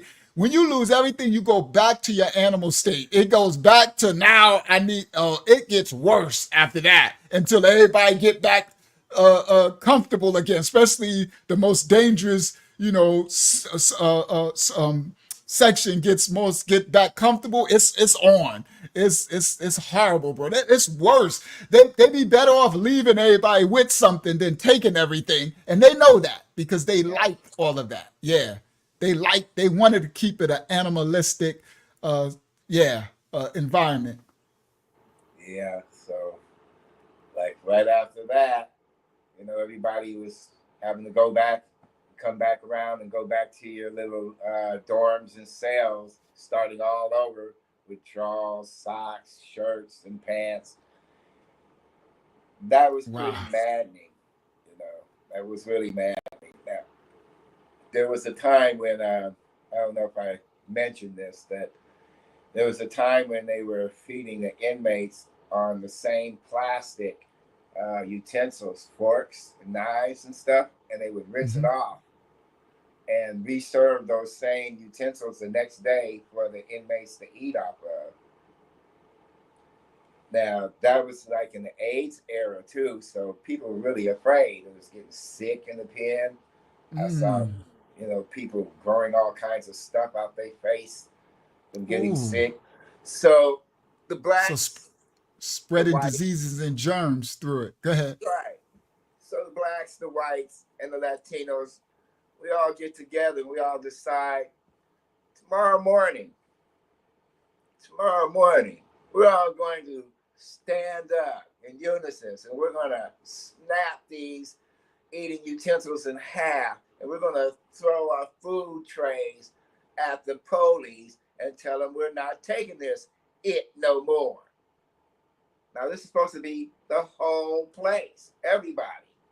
Hmm. It's gonna be a riot, basically. Right. This is why I don't follow crowds to this very day. 3 people stood up. I was one. One black, one white, one Latino. We snapped our stuff. We threw our trays before we realized we the only 3 fools standing here talking about we not taking this crap no more. You look around, everybody else is sitting there going, we done got maced, beat, and thrown in a hole for a whole Oh pen. my Everybody was goodness. supposed to get up, man. Everybody was supposed to snap their utensils in half. Everybody was supposed to say, we not taking that crap. Everybody was supposed to throw their tray. 3 people did. A white guy, a black guy, and a Latino guy. I was the black guy. So you learned that lesson from that one. You learned I gotta make sure first. Like, Uh, wow. I'm never standing up for the crowd ever again. I don't Again, mind being right? first on the line, but yeah, no, You I'm gotta not make doing that. sure you make sure that your everybody who say they with it is with it, right? Shout out to Man, Kayala that was crazy, and there was nothing like getting beat down and put in a hole in your Yah. drawers, in your socks for 30 days. Yeah. Starved out, froze out, all that. Neglected. Uh so then Susanville, that's where did you finish your sentence there? No, not exactly. So my last stop was Folsom. Folsom was where I kind of really understood, state penitentiary.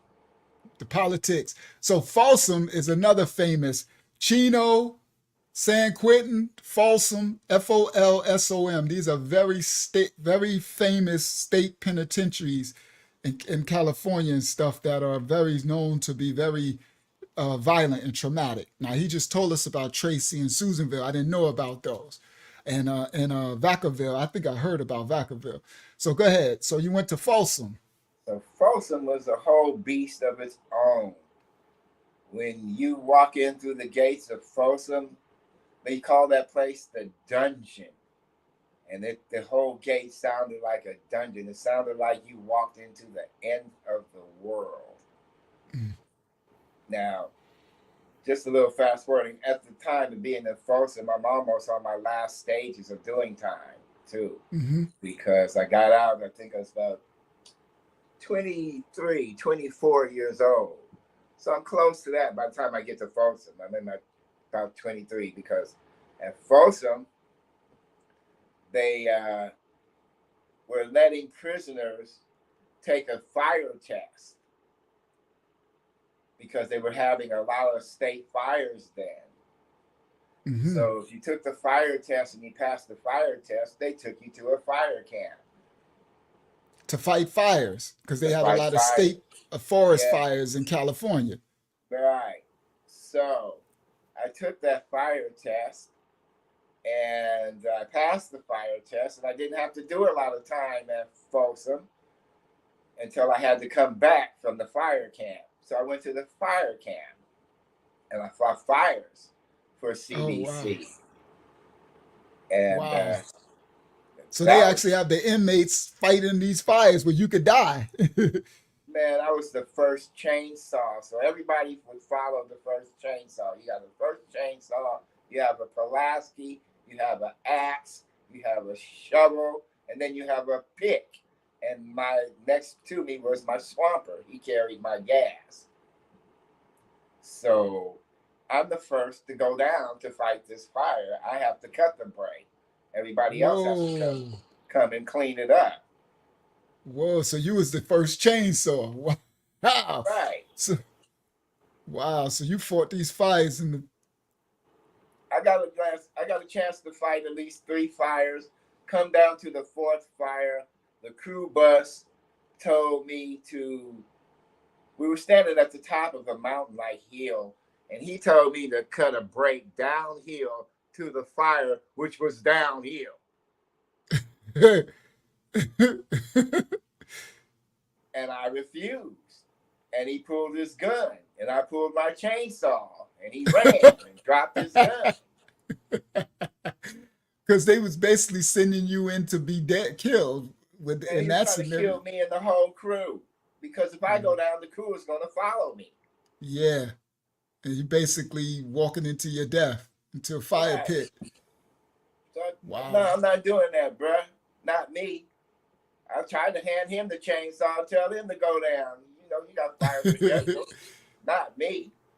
He reached for his gun, trying to pull his gun. No, bruh.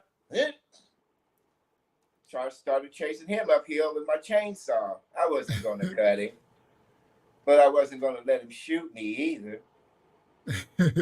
So you did your time, so you ended your time there in Folsom?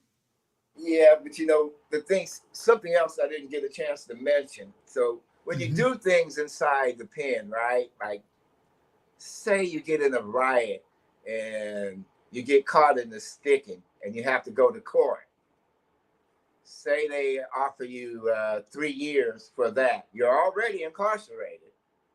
They offered you 3 years for that sticking you just did, and you take the deal. So Sticking, he said you stabbed somebody. Just so Right. so he said you stabbed somebody and they offering you 3 years inside on top of Right. your sentence for stabbing Right. somebody. Go ahead, So they Keith. run that concurrent, what they call CC. So you're still doing your regular time, but that's hanging over your head always, those extra years. So So it's over your head for the other time. So it'd be at the end of so it's over your head. right. So you don't necessarily have to do that CC time unless you're doing a whole lot of other stuff. Then they just put it all together and extend it. So I had like 5 different cases run concurrent. Each of them was carrying like 2 to 3 years differently. But I was still able to get out on my regular time. But these things That's were a run blessing. concurrent. That's Now, a blessing. they had a thing called the half-time law. When I was in there, I had to sign for it because I came in under the 3rd time law, where you do a third of your time. The half-time law was the biggest trick anybody could have ever signed for or walked into. If you have a penitentiary prior, and it doesn't matter what the prior is, They don't have to be related. They're all worth 5 years during the halftime law. So I got like 5 priors while I was down. 4 priors down, and the one that I went in with. That gives me 5 things. Does that make sense to you? Mm-hmm. Okay.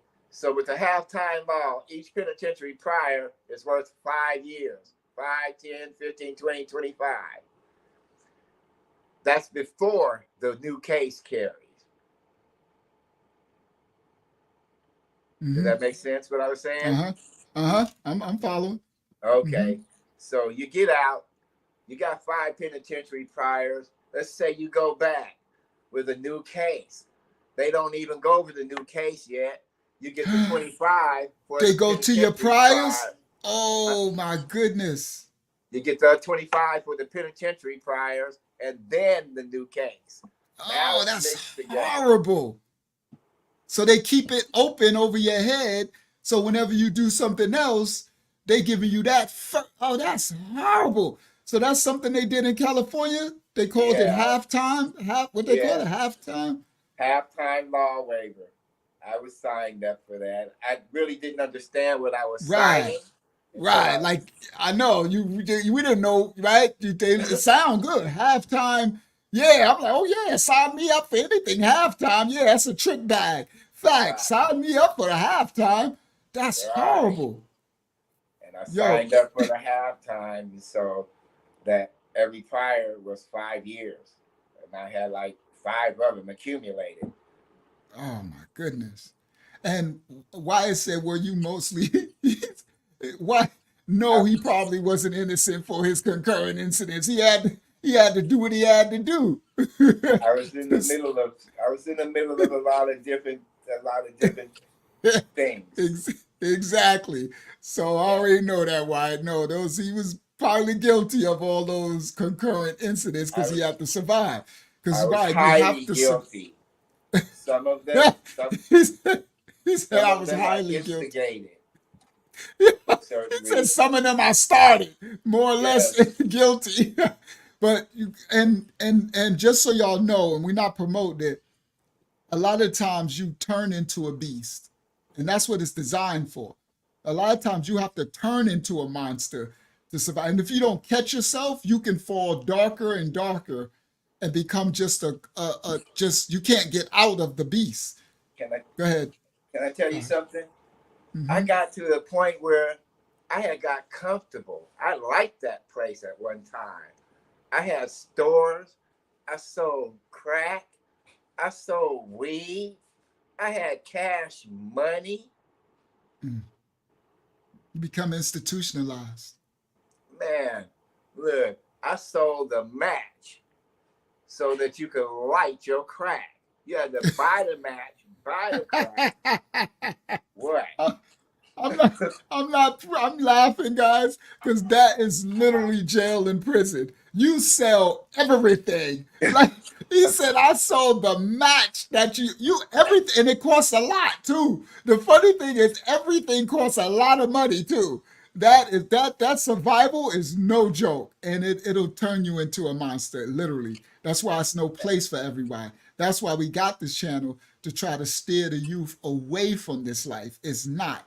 Laria asked a very good question, Elder. She said, did any of your relatives ever come to visit you while you were locked up? You want to hear something funny? One of my relatives was a prison guard. In one of your prison? Which prison? Vacaville. This clown brought me some drink and some weed, and I was spooked.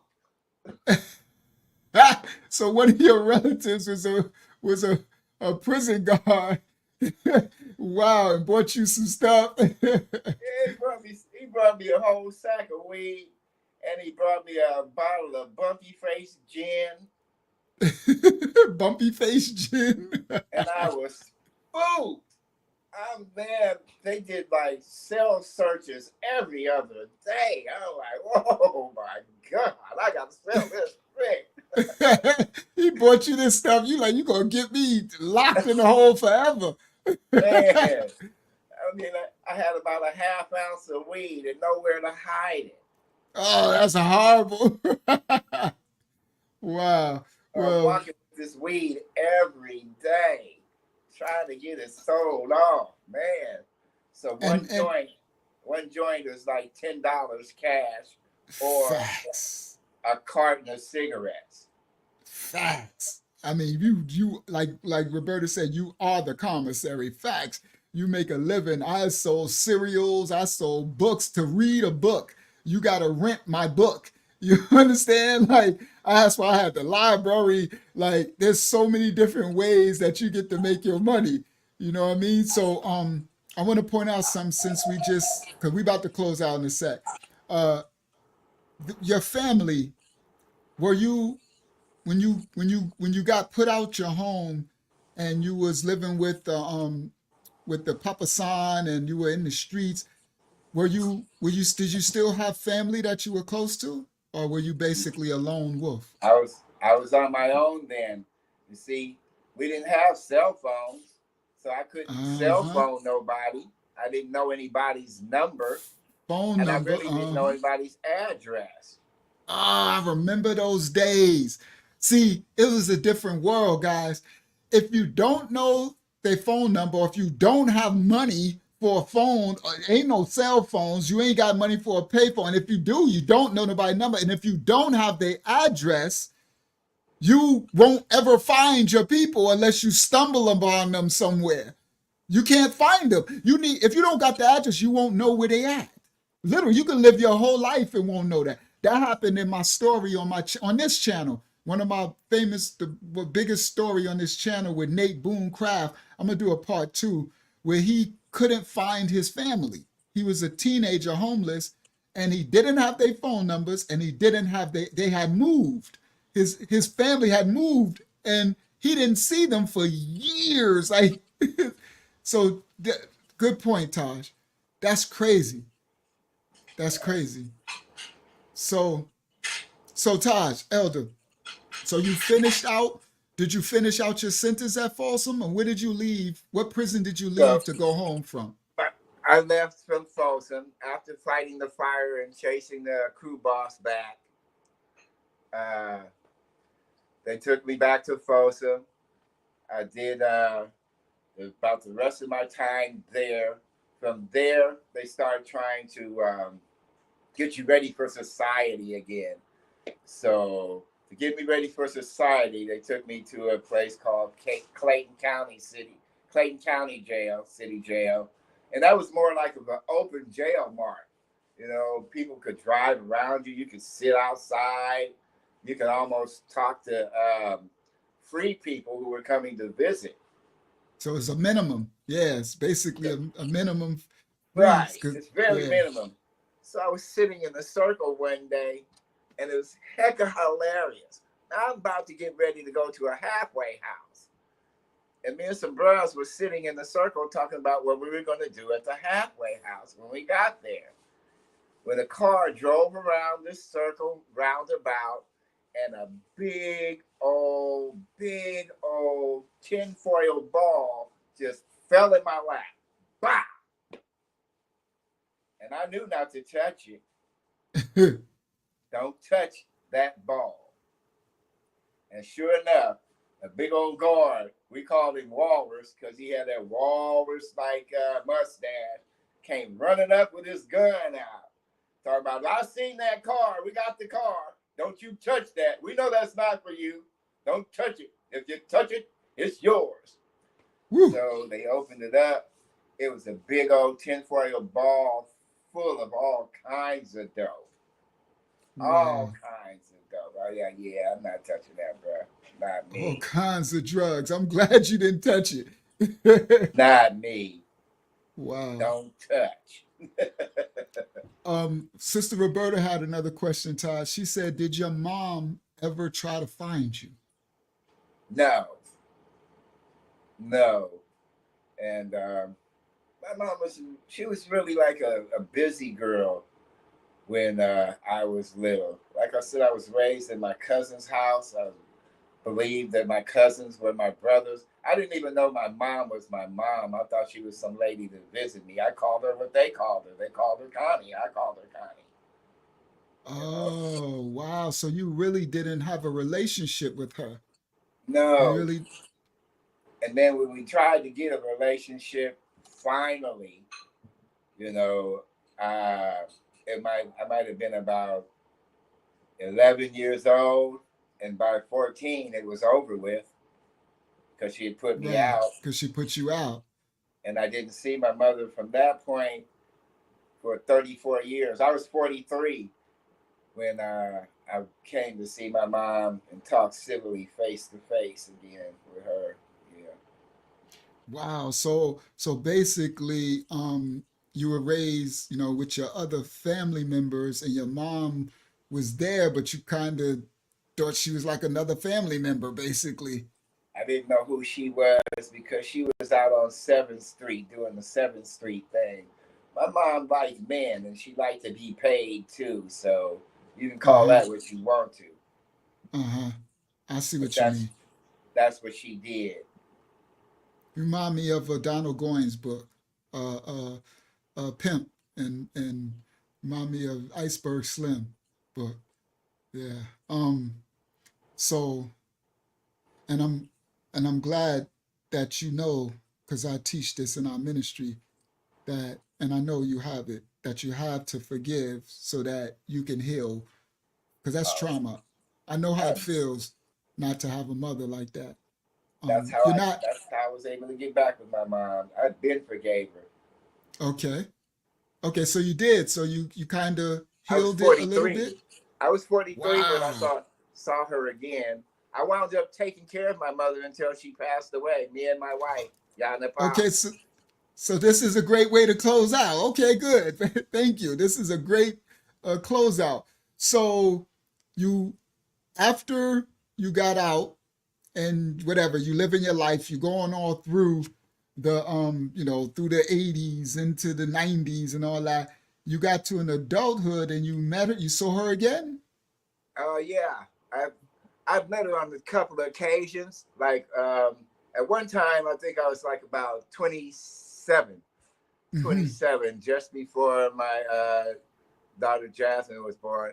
I ran into my mom in Jamaica, of all places. So Uh-huh. The I've been, islands? You yeah, mean Jamaica? Oh Jamaica wow, Island, The Jamaica Caribbean? Island, Montego Bay, all of that. I Wow.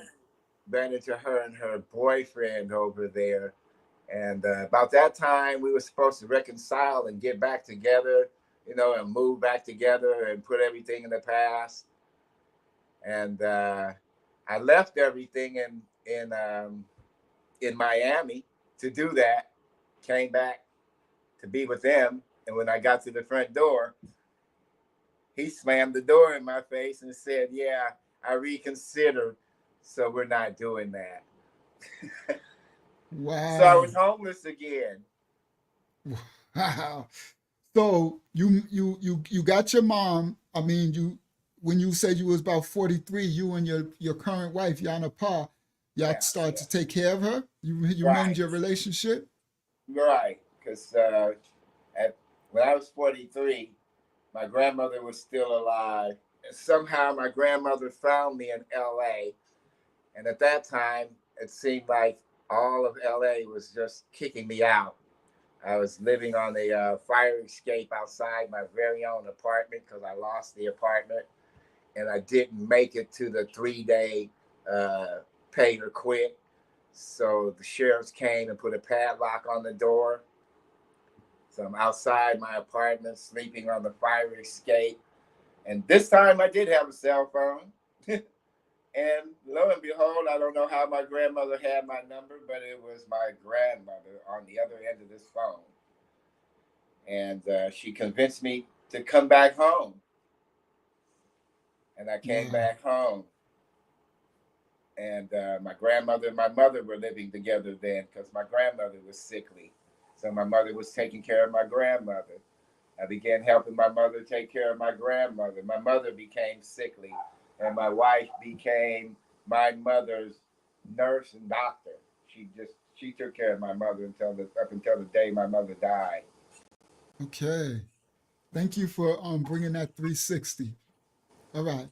So now we're gonna close out because I have to bring this up until today.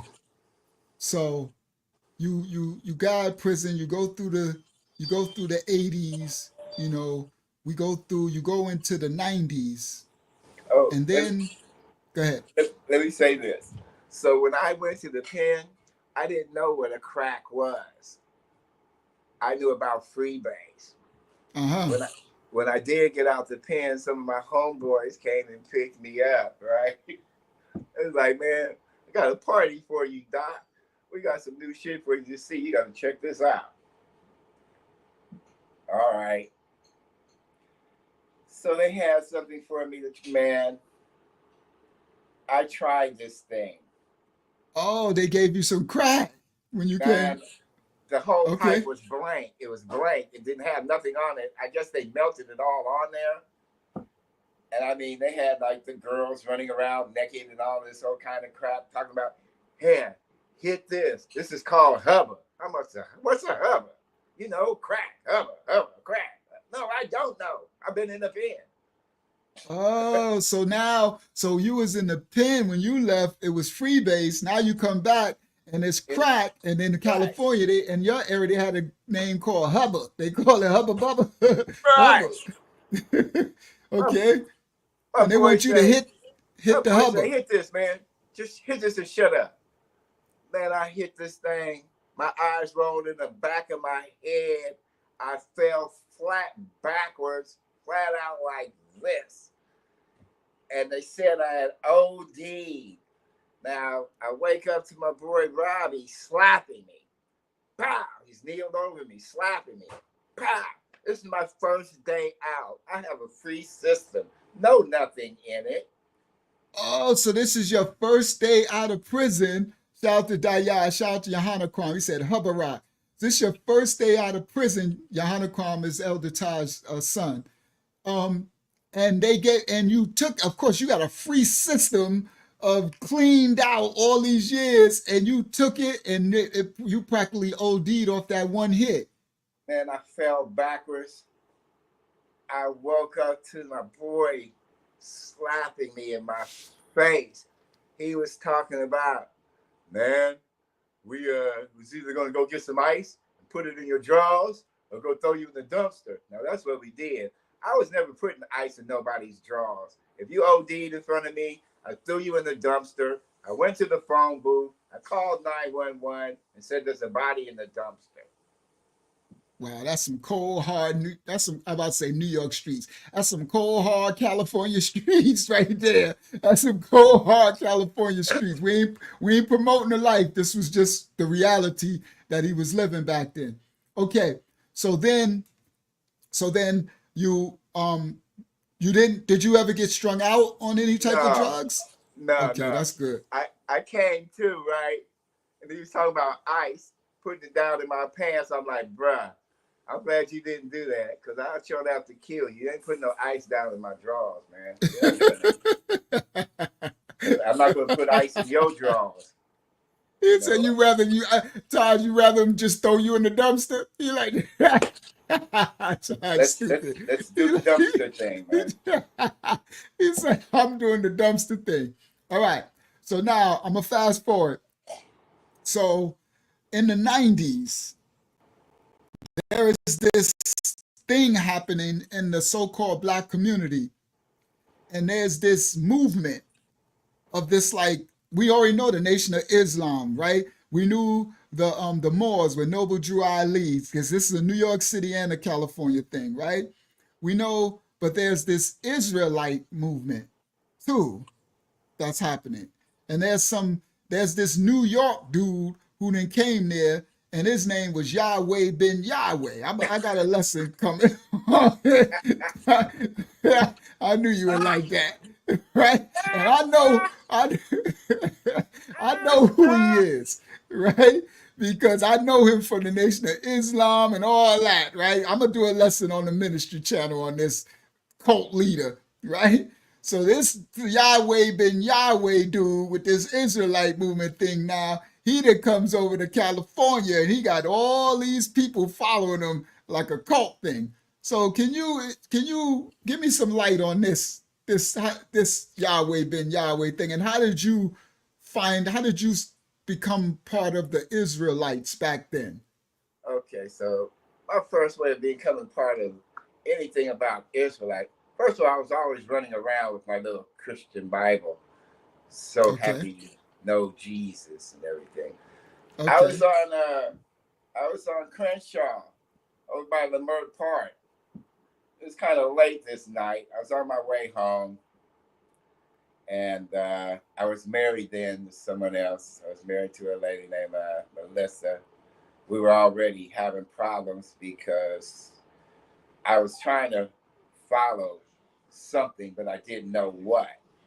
And this one particular night, I was waiting on the 210 bus, and these brothers was all out late night in full dress gear, and they was just teaching. And then one brother said, just before I got on the bus, he said, "Say, bro, what's that you got in your hand there?" I was just as happy and proud. This is my holy Bible. We have him a fish on the hood. I was about to say, you started some mess now. You just opened up a can of worms. Right. He said, "Come here, let's see that. Let's talk about that." And I was there on that corner for the next about 3-4 hours, just going over my history and everything in this book. And I mean, they broke it out, the pictures, everything. I was taking. they telling you, look, Deuteronomy, you curse your hair, the lamb's wool, burnished brass, this, and they just showing you all of your history. This is your history book, fool. You run around thinking it's a religious book, this Bible, Shalayam Makiana out in the UK. You think this is a religious book, and they like, this is your history book, fool. We about to show you who you are. Go ahead. I was taken, and I was hooked. From that point on. And that was about what, 1990 what? That was 1999. Okay. That was 1999, and I think it was sometime in December, because right after that, I was going to the Sons of Yaakov School on Saturdays, trying to get that learning in. And that was also the downfall of that marriage. Because my wife, she just, at that time, that wife couldn't take it, right? Plus two, I had the idea that my wife had already had a wife. And then her and her wife had something going on. And I didn't know until her wife's husband came to my house with a shotgun. talking about my wife got AIDS. I'm like, what? Whoa. Whoa. Hold up. Taj is dropping the T. Hold on, guys. It's tea time for Taj. This part of the episode is tea time with Taj. What kind of tea is your... Taj just said my wife had a wife, and her wife had a husband, and her husband came and said he think that his wife got AIDS. Whoa, Taj, drop the tea. Go ahead, Taj. Look, me and dude had to have a talk. He got a shotgun. I do. I don't know about your wife. Her name was Cookie. I'm thinking this broad, y'all just friends. That's what I was told. I wasn't tripping. Hell, man, listen, that sent me on a doctor quest for the next 3 years getting AIDS tests. I know that's right. You was like, I just tried to get through this age crap in prison with them putting this stuff on the spoon, and now my wife is with another woman, and this woman's supposed to, oh, no. I'm glad. Yeah, please hit the like button, everybody. Subscribe, please. Thank you, Zayana. Tea time with Taj right now. So and homie come with a shotgun. I know you like, hold up, bro. I'm innocent in this one. Right, Taj? The man not softly. He not so softly at my door. I'm like, who is this? I opened the door to a shotgun right in my face. Oh, bro, what? You're like, I'm innocent in this one, Wyatt. I'm innocent in this one. This nigga come talking about, he said, where's my wife? I don't know your wife, bruh. Cookie. Oh, I don't know. She ain't here. Then he said, well, where's your wife? I said, my wife's at work. She was she was like a live-in nurse. She did live-in nursing and stuff like that, right? So her job kept her away for several nights at a time. Right. And you just thinking, but she over there eating cookies. Right. Finding out she's eating cookie. That's what I'm talking about. That's what I said. She over there eating cookie while you thinking she over there working. She over there having cookies. Right. Right? And he thinking you know, and you like, I don't know. That's why I said, why he innocent in this one? He like, I'm innocent on this one. You can't put a CC charge on me on this one, Ty. Oh my goodness. All right. So you that marriage is done with, right? That's a wrap. So I'm glad you was clean bill of health. So okay, so then you went forward with this Hebrew Israelite thing because now you're awakened, right? So now I'm doing things with the sons of Jacob. We shutting down the Scientology building. All of us standing around, locked arms in arms, and we get wind of this dude, Yahweh ben Yahweh. He says he's the Christ reincarnated. He got the eyes to prove it because his eyes should come back with the eyes of the flame. Boy's got like 7 wives. Hold on, so let me explain. So Yahweh ben Yahweh, I got you, Taj. He got the pretty eyes, right? So he got the light green eyes. So he's talking about he is the new Christ that come back because his eyes is like flame of fire.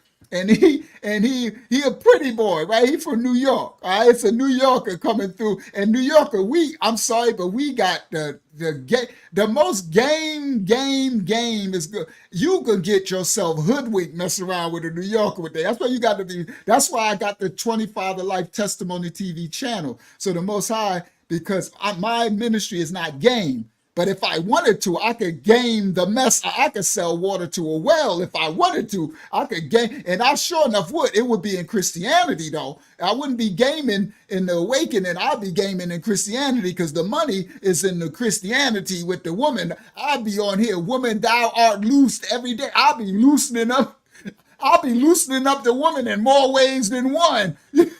You heard? I loosen up those pocketbooks and loosen up your dresses. That's what I would have been doing in my sin if I wanted to be a swindler. Okay? Yeah, New York got cons on top of cons. We created in cons. That's all it is. It's a land of hustle. So it's like literally. So I would have been Y'all said, when your eye color make you the Messiah? I know, right? Talk about he got flames of fire, right?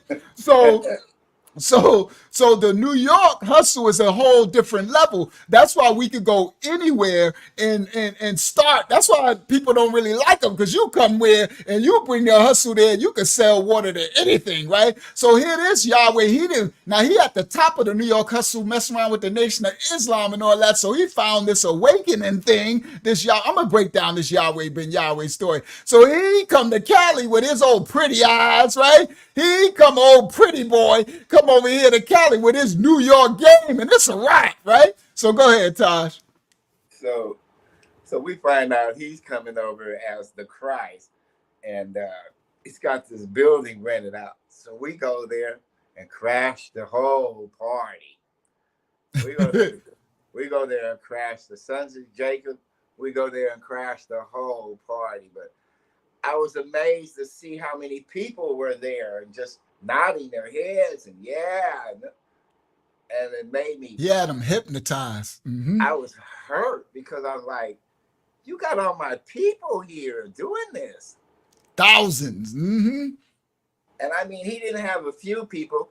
The auditorium was full. Mm-hmm. That's what I'm talking about. I'm gonna do a story on the channel. I'll do it on the ministry. And they could become thousands, and it became a cult. They would follow his every word, and I'm gonna save it, but he actually had them doing killings, right? He had them, football players, celebrity, all type of stuff, right? I'll break it down on the channel. So, and this is why in the so-called awakening or fakening, they like to throw the Yahweh ben Yahweh cult thing, but that's individualistic. So like I said, that's why the Most High made me do the 25 to Life Testimony channel, because as I have my ministry, he needs the children to know I'm not a cult leader. I'm not a fake. So my testimony, my story, life channel, you can follow my whole life journey and you see, okay, I know who this man is. He's not a New York con artist. It's not a hustle that Unc is doing. And I'm on Facebook and my New Yorkers are here. You see Chris Webb was here earlier, mathematics, right? So I got day ones that they ain't going. So that's the whole point. So, all right, so Taj, so y'all shut down Yahweh crap, and he went on to do his thing and his cult thing. I'll break that down the channel. So then you grew up and you were part of the Hebrew Israelites and stuff, right?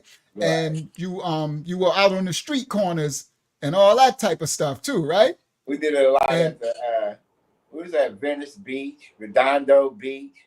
Remember, I was in LA at that time. Mm-hmm. Right. So we was at Venice Beach, Redondo Beach, spitting it, right? And I thought I was somebody. Cause boy, looky here. So there you go. Look. I had even what you call it? The Muslims that was in LA living down the street from me. I had them backing up and considering to come over and holler at a bruh. You're trying to waken up everybody, right? Man, so, the Muslims was like, "What's up, little Israel?" That's what they call me. Little Israel. Yeah. and what's your the word picture for you today? The picture you sent me, I see what's on your neck. Yeah. Look what's on your neck. I told you I used to wear that stuff. I was glad you sent that. So that's what they call a Star of David, but it's actually Star Renfrem. So this is the beginning of his awakening, right? So then as later he awakened, he found out that they got this star and all this stuff is wicked. So we found out that the beginning awakening with these Israelites were becoming more like Pharisees and Sadducees. Like they became more of our ancient ancestors who worshiped an identity fleshly thing versus really following the Most High and being servants. So, all right. So now, how are we going to fast forward? You were awakened back in 1999. You on this before the so-called big awakening where everybody found out that we the people of the book and all this. And somehow in 2020 something, you find this little wild yelling dude on the internet yelling out the name of you. Okay. Go ahead, kid. So, I did a lot of self-studies, because I was going to the library, doing my readings and doing my research and everything, and coming back to live back here in Oakland in the 2004. I got here about 2004. That's when I got back to Oakland. That's when I ran into my mom again and started hooking up with the Israelites, looking at everything. Everybody's hollering and screaming, and me, myself, I'm going in on the bros, all of them. I'm just going in on everybody, just talking about everybody that has something to say. So he's saying all on the YouTube, everybody is screaming and doing the Bible. You got all these camps coming up, and you just start exposing. You just start going after and testing everybody's sword. That's what you was doing? Yeah. Testing. So a lot of them wanted to fight back then. And I was like, I'm cool with that. You like, I'm about that too. Right. It is what it is. And funny, that's how I came too. I'm like, listen, I hope y'all want to fight, because we can do that too. And I know I had to die to it later. I had to die to it, but I understand. That's why me and you got along somewhere. But go ahead. I'm like, I'm cool with that. We can do this. Here's the address. Come see me. Nobody ever came. Anyhow, then all this time while I'm searching for, like a home base for me and my wife, someplace where we can feel that we got people like-minded like us. And I used to watch. Go ahead. Awakened. Hold on. He's awakened, and he done came through the night. He's seen all the camps. He's seen all the crazies out there. He challenging. Now he going out them, testing everybody, and he's trying to find a safe space, a ministry that he feels is in spirit and in truth, and because he can bring his wife, because the man's supposed to cover his wife and have a ministry, a home. And yeah, Sister Roberta, that's Taj on the screen right here. That's him at 17. That's him right there. Every picture I put up, that's him. So, all right, go ahead, Elder. So you're trying to find a home, and Just before we found you, we were hanging out with this lady. I know she wasn't cool to hang out, called Mother Waiters. Yeah, I called you out, Mother Waiters. don't say it on here. I don't want nobody trying to find her, because I know who that is. Okay. Yeah. I said it like that, and I apologize. But I did like that because she was always asking for people to,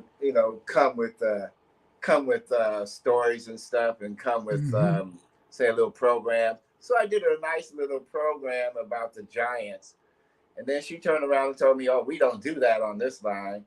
Okay, but I sent it to her, so I don't go online so she could see me. But the next week she was online presenting my whole presentation. Like that, On the Nephilim and the Giants. Wow. Right. So she just tried to steal your, like, you didn't have to do that. I mean, I didn't steal it. It was given to me. I mean, I got it free. You didn't have to do that.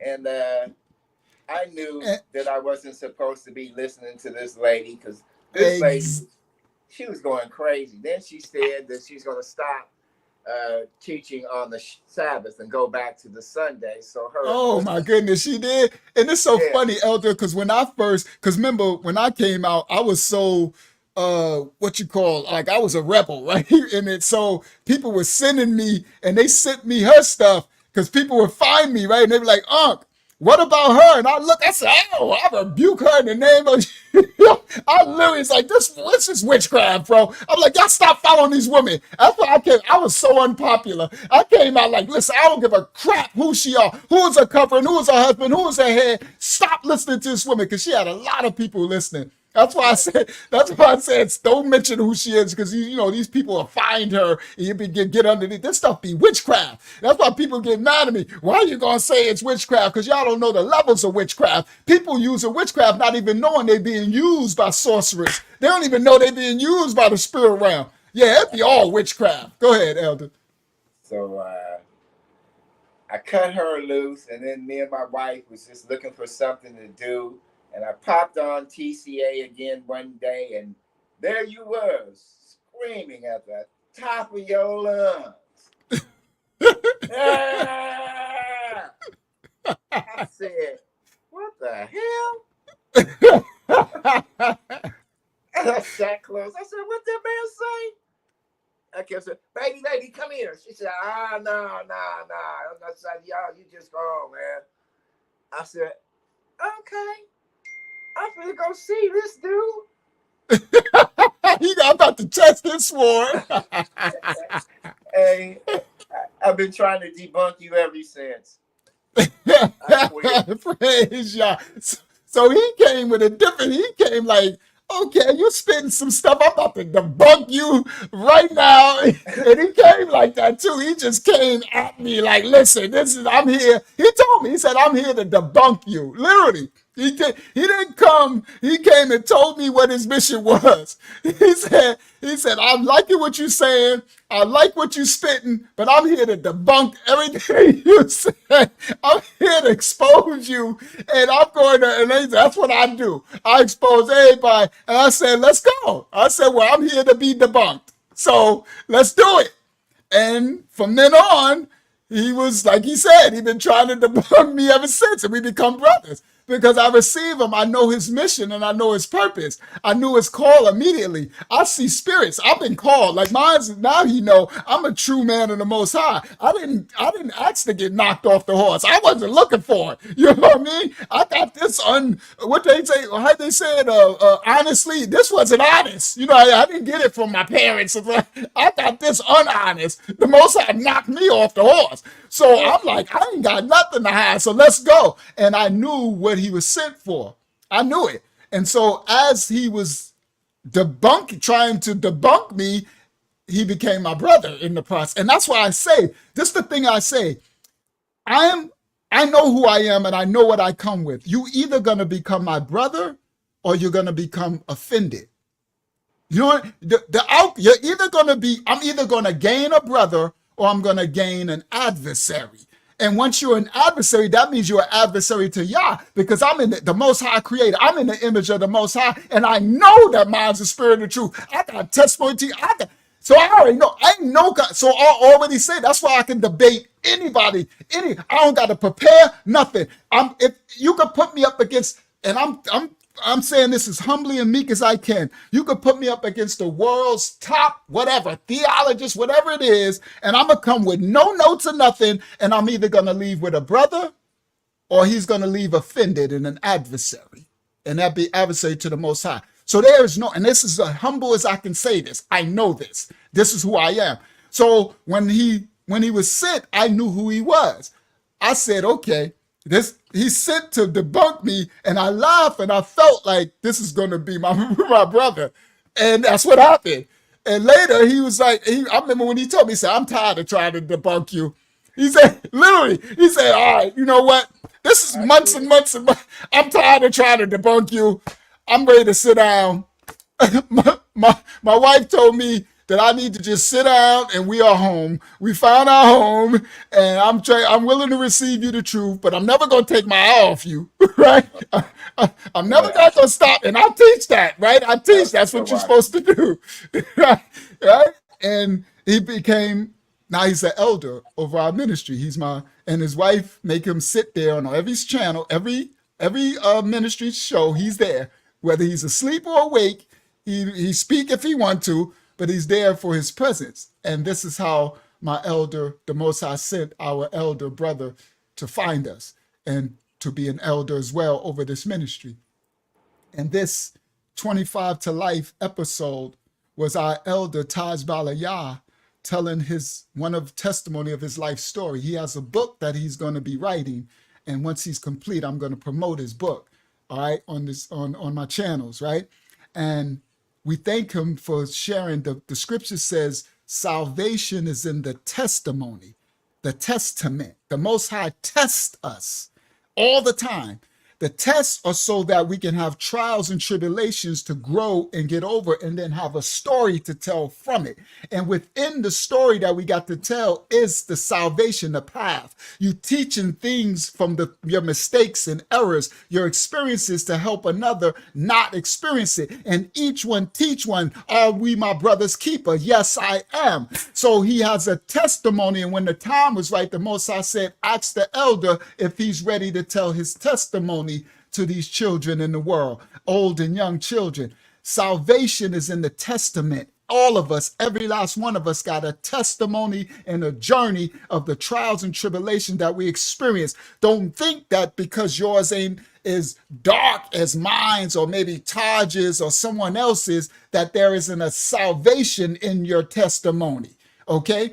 Testament of your life. It's where the salvation is. You can save someone else, get them on the path to being saved. This testament tonight was to show how this little child, which was basically, cast away and sleeping in a tree at a young age, as a young teenager, and all put into prison as a teenager in the most dangerous prisons in America, and all of these paths and journeys, how at the end time he ended up here. Now, he's still rough around the edges. He still ain't no joke. You see, he's a little cuss word or two slip through, right? You see, I had to tell him, stop laughing at that time. That ain't funny. We can't get the wrong picture. That's my elder. But I understand. I know who he is in spirit. You're right. I see past physical. I see spirits in people. So I will stand for my brother and stand ahead of him, and I'll apologize on behalf. I'll hold him to the fire. I'll say, elder, stop, right? And out of the level of respect that was earned, he has a respect for me because he sees his father in me. That's what it is. He sees himself, the image of his father, and he says, as long as you stay in our father, then you got a brother with me. And that's the same with me and him. This is what we're called to do, guys. Yahanakram said, my dad introduced me to you, Unc, and I'm forever thankful to the Most High Yah for that. All right? I know Unc knows that movie. I didn't see it. That's Life with Martin Lawrence and Eddie Murray, two elders on a life. That's my favorite movie, Anthony. That's one of my favorite movies of all time, Life. I love that. That's my favorite. That's my joint. I got a clip down before he said they keep it real. He said they talk about keep it real and keep it real. When they was old, they killed me. When they was old, I love Life. So anyway, the moral of tonight's story is the testament of Elder TAJBALAYAH from Oakland, California. We spoke on Folsom Maximum Security Prison, Chino Maximum Security Prison, San Quentin Maximum Security Prison. We spoke on Tracy. We spoke on Susanville. We spoke on Vacaville. Now I know what these places is now from Taj's testimony, right? And his trials and tribulations. We went to ancient history. We went to history and talked about his grandparents, his great-grandparents. We showed their cars. We showed them in Alaska being pioneers, homesteaders. We showed our ancestors having wealth in the 20s. You see? And it was his grandmother's birthday, October 14th, 101 years ago. This is a prophecy. All the Most High's timing. Look at the timing, Taj, that he said this Monday. And I reached out just yesterday, guys, to ask him, can he do it? Right? I told him before we was going to do it. I said about 2 weeks ago. And yesterday, Sunday night, I said, Elder, are you able to do it tonight, tomorrow? And he said, yes. And I said, all right, I'm going to call you so we can get it all set up. All right. Yeah, can I have some of that cornbread? Yeah, that's life. There's going to be consequences and repercussions. That's my movie, bro. I love life. That is my movie. There'll be some consequences and repercussions. All right. So, Elder Taj, would you like to say anything in closing out to the people around the world? Yeah, I could just tell you this, man. Life's it's a really hard road, especially for the Black brothers. It's a really hard road. It's a little harder than others. Just to stay prayed up, man. Stay with Yahweh. Always stay with Yahweh. The Most High. That's the Most High, creator of all things. Go ahead. Always stay with Yah. Always stay in your word. And like for me, I mean, people don't believe me. I got stuck up while I was in there, but I didn't get killed. And I slept with a Bible every night. And I read verses every day while I was in there. No matter what I did, no matter what happened, no matter what the riots were or whatever, I still made it back to my Bible. I still read the verses. It's important. Read the verses, you know. That's what saved me. Reading, staying in prayer. And I made it alive, and I'm here today. Much better than I was before. Way much better, much calmer, much more with the Most High Yah. But it's important to stay focused on Yah. That's the best I can tell you. That's your covering. And that's why we are here to show you real life examples of life. And at the end of it, I didn't know the Most High. See, he kept his Bible by his side, and I didn't have a Bible. But when the Most High knocked me off my horse, right, he put me in prison. He put me in jail and gave me a 20-life sentence. And that's when I had to, like, so like, I didn't have it. But then when he awakened me, it was in jail away from me. It took my life and gave me him, and then gave me the Bible, the manuscript. Stay focused. Yeah, it is. You gonna eat that cornbread. You gonna eat your cornbread? Yeah, I'm gonna eat my cornbread. You gonna get some cornbread, all right? Don't let nobody take your cornbread in prison, guys, in jail. Don't get nobody nothing. Everything got to be getting in blood. That's what I said. You got to turn into an animal, or you're going to be a sheep. You better turn into a lion, or you're going to be a sheep. You're going to be destroyed. Go ahead, Taj. I got this one more short, funny story, and I'll call it a day at that. So I don't know if I told you guys about the dude named Teardrop, who was one of those boys in the pen. He hadn't had the operation though. So he was one of the transformers, right, but in Vacaville. At this time, he didn't have the operation though. He was just in the midst. So we're doing our community shower. So everybody in there. I'm about to say, where are you about to end this at? See, this way I got to watch the elder. Okay. What you about to end with? Go ahead. It was hecka funny. So everybody's in there looking. And Teardrop washed the front of him, and something hit his shoulder, and everybody in the shower gasped for air. And I was like, whoa, no, wait. Everybody was like trying to get him out of there. Bruh. I can't even say what but I'm lost, and I don't even want to know. We go. I knew I should have stopped the elder. This is what I meant. This is exactly what I meant about the brother's keeper. I gotta watch that. I should have stopped him soon as he did. I was like, we about to end on a perfect note, Kayala. And this fool want to go talk some crazy stuff. Just wipe all that out, y'all. We don't want to know what it was, Roberta. We just gonna wipe all that away. I didn't want to know either. We all ran out the shower, man. We was gone. We gonna end on a note. Yeah, he just had to do it, Zayana. He just had to. And I should have knew better. I should have knew better where he was going, because we about to end on a note of a righteous note, and he just. That's funny. Well, at least we ended with a laugh. That's hilarious. We ended with a laugh. All right. So again, thank you, Elder, for your telling parts of your testimony. And that was the Most High that had you send me the old pics to start this off with a foundated root, even in his story, to lead up all the way through. We love you and we thank you. And I'll always, same way that you here to, what you call me, you here to what's they mean, I'm here to make sure you stay your butt on in the right space. Roberta said, Teardrop cleared that shower out. You sure enough did. All right. So I love you all. Thank you, everybody, for joining Uncle Yahshua 25 to Life Testimony TV. For those who don't know, our ministry is crazy dope. It is fun. We laugh. It ain't religion. It ain't you learn history. You'll learn some good stuff. So somebody put the Uncle Yahshua 25 to Life Testimony TV link, if y'all could, in this chat right here for those who found us from this story of this San Quentin. Tonight's story, prisoner CC number, not CC.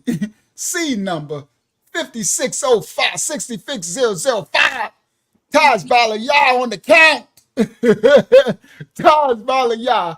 Thank you, Elder, for sharing your testimony, your testament on the Uncle Yahshua 25 to Life Testimony TV. All right. We love you all. You're very welcome. Bossy, you know what it is. From the 25 to Life Testimony TV family, from TAJBALAYAH Elder to all of you, shout out to California, shout out to Oakland, shout out to everybody in the ministry worldwide. Thank you for joining us, and we'll see y'all on, what's tomorrow? I'll see y'all on the Tuesday, and we live on Wednesday. The next live will be Wednesday. All right, have a good rest, Taj. Great show, Taj. Thank you. And thank you, Yana Pa, for allowing him to be on the testimony. All right, we love you all. We out of here.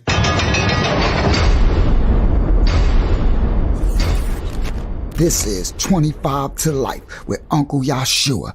You wanna know why they call me Lucky Lucha? They call me Lucha cause I like to tuck that Tucci. All the time on the grind, getting that Duce. This is a little story on 25 to Life with Uncle Yahshua. Like and subscribe for more incredible stories every week. Police are on the scene of a triple homicide on Long Island. It happened overnight at a home in Hempstead.